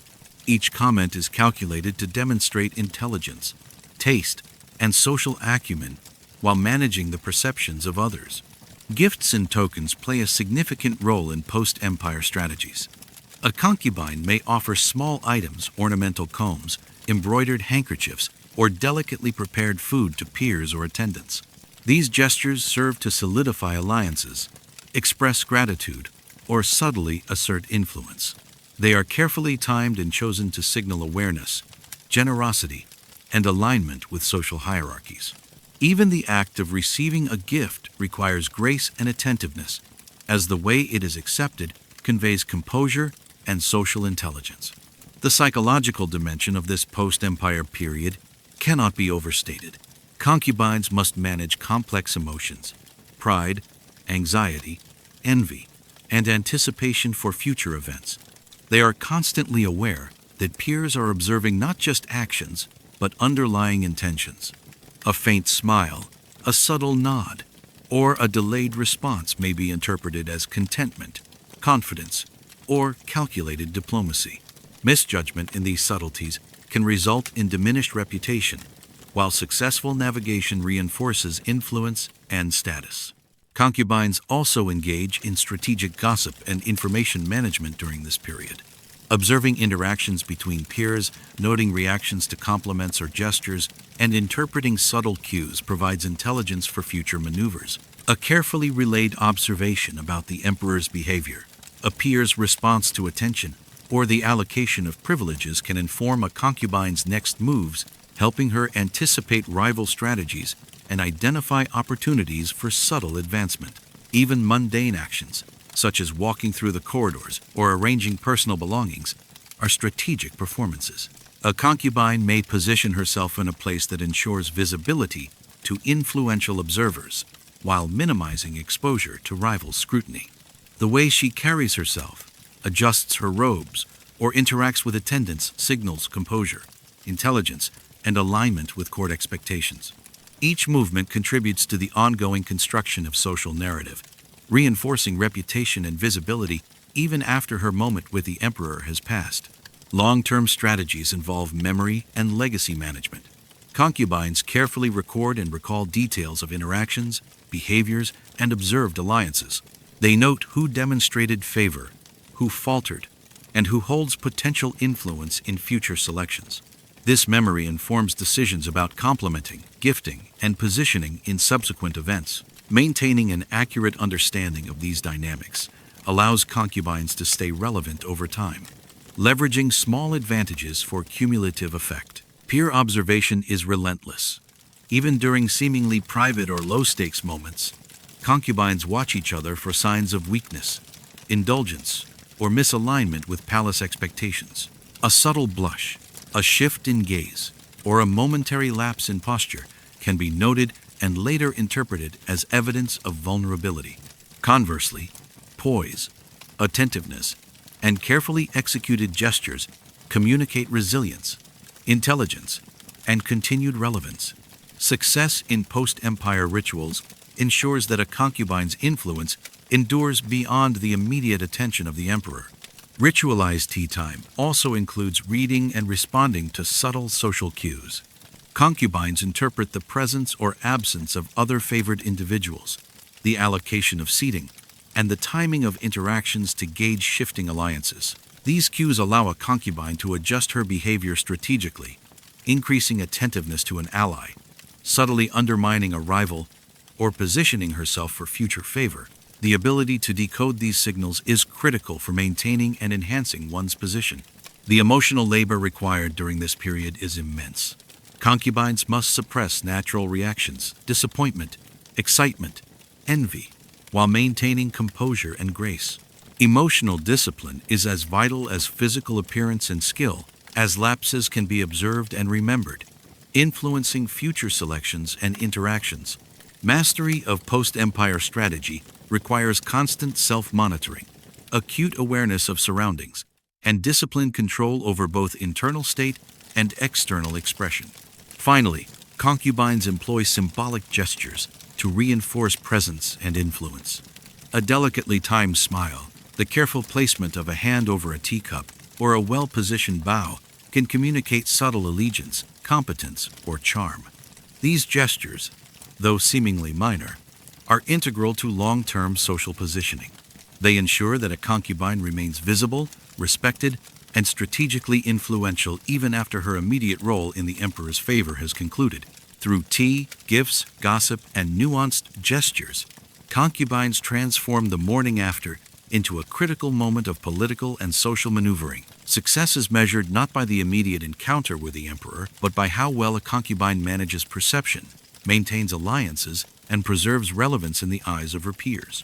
Mastery of these post-empire rituals ensures that influence persists, status is protected, and the concubine can continue to navigate the complex, ever-shifting hierarchy of the Forbidden City. The life of an imperial concubine in the Forbidden City was far more than a story of opulence, luxury, or access to the emperor's favor.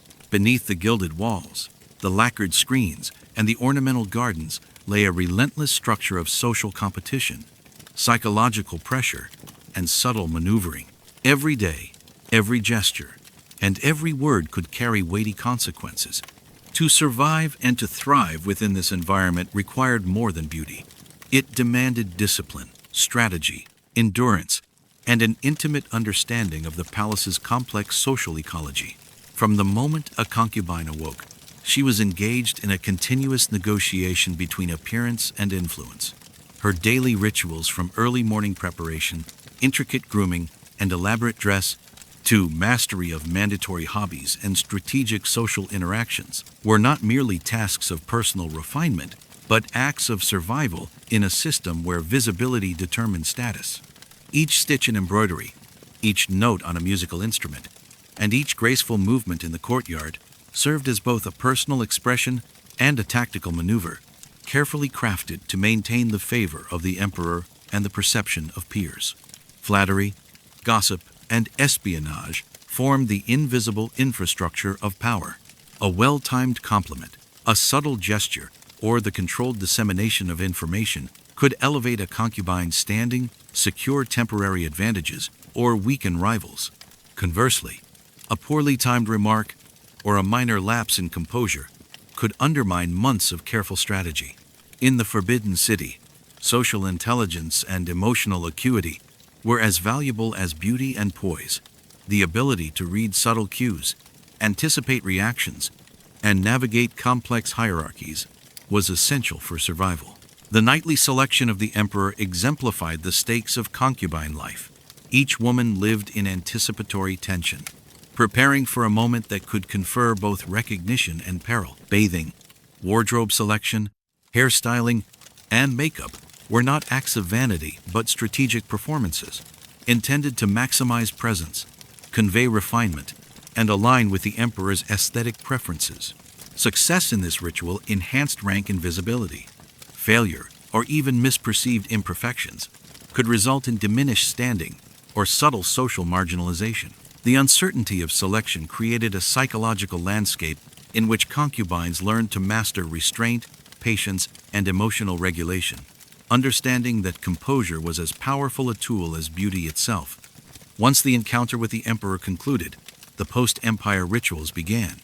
Tea ceremonies, social observation, and carefully crafted gestures ensured that a concubine's influence endured beyond the immediate moment of attention. Gifts, subtle compliments, and strategic displays of skill reinforced alliances, manipulated perception, and preserved relevance. The concubine's challenge was continuous: to appear unaffected, composed, and equally graceful, whether she had been chosen or passed over, and to navigate a network of peers whose scrutiny never ceased. Even after her moment with the emperor, the game of influence persisted, requiring constant vigilance, adaptability, and the strategic deployment of both talent and subtlety. The palace functioned as a living ecosystem of hierarchy, observation, and competition, where survival depended on the integration of multiple skills. Physical appearance, artistic accomplishment, social intelligence, and emotional regulation were inseparable components of influence. A concubine could not rely solely on beauty. She had to perform constantly, anticipate reactions, and project composure, all while managing alliances, rivalries, and the complex web of palace etiquette. Every day was an exercise in precision, where mistakes could be noted and remembered, shaping reputation and opportunities for weeks, months, or even years. Endurance was both physical and psychological. The combination of rigorous beauty rituals, intricate clothing, and prolonged periods of observation created continuous stress, testing a concubine's resilience and fortitude. Physical discomfort from restrictive clothing to the strain of maintaining posture and composure was normalized, and yet the concubine's ability to endure it quietly reinforced her perceived strength and suitability for favor. Mental and emotional endurance was equally critical, as concubines navigated subtle rivalries, shifting alliances, and the unpredictability of imperial preference. Legacy in the Forbidden City was built quietly and strategically.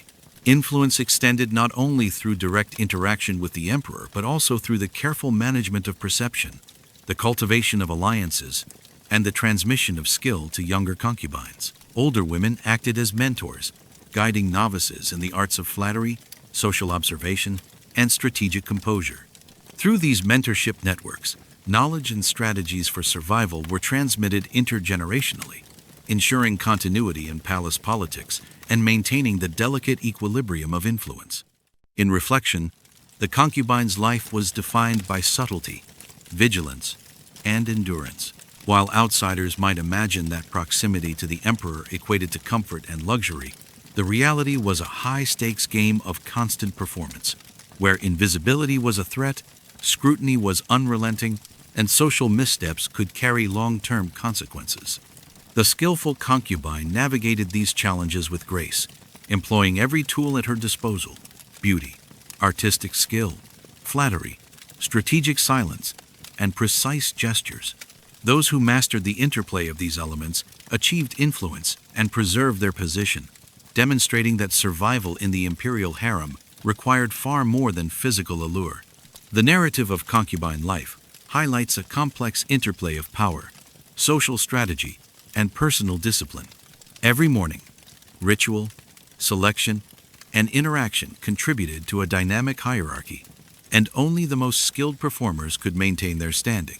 The palace was both stage and battlefield, where appearances were as consequential as strategy, and endurance was inseparable from influence. Ultimately, The legacy of the concubines was not measured solely by their access to the emperor or material privileges, but by their ability to navigate an ever-watchful, politically charged environment, preserving composure, cultivating influence, and ensuring survival through skill, subtlety, and relentless strategic awareness. They lived in a world where every glance, every gesture, and every whispered word could shape perception, determine opportunities, and secure their relevance.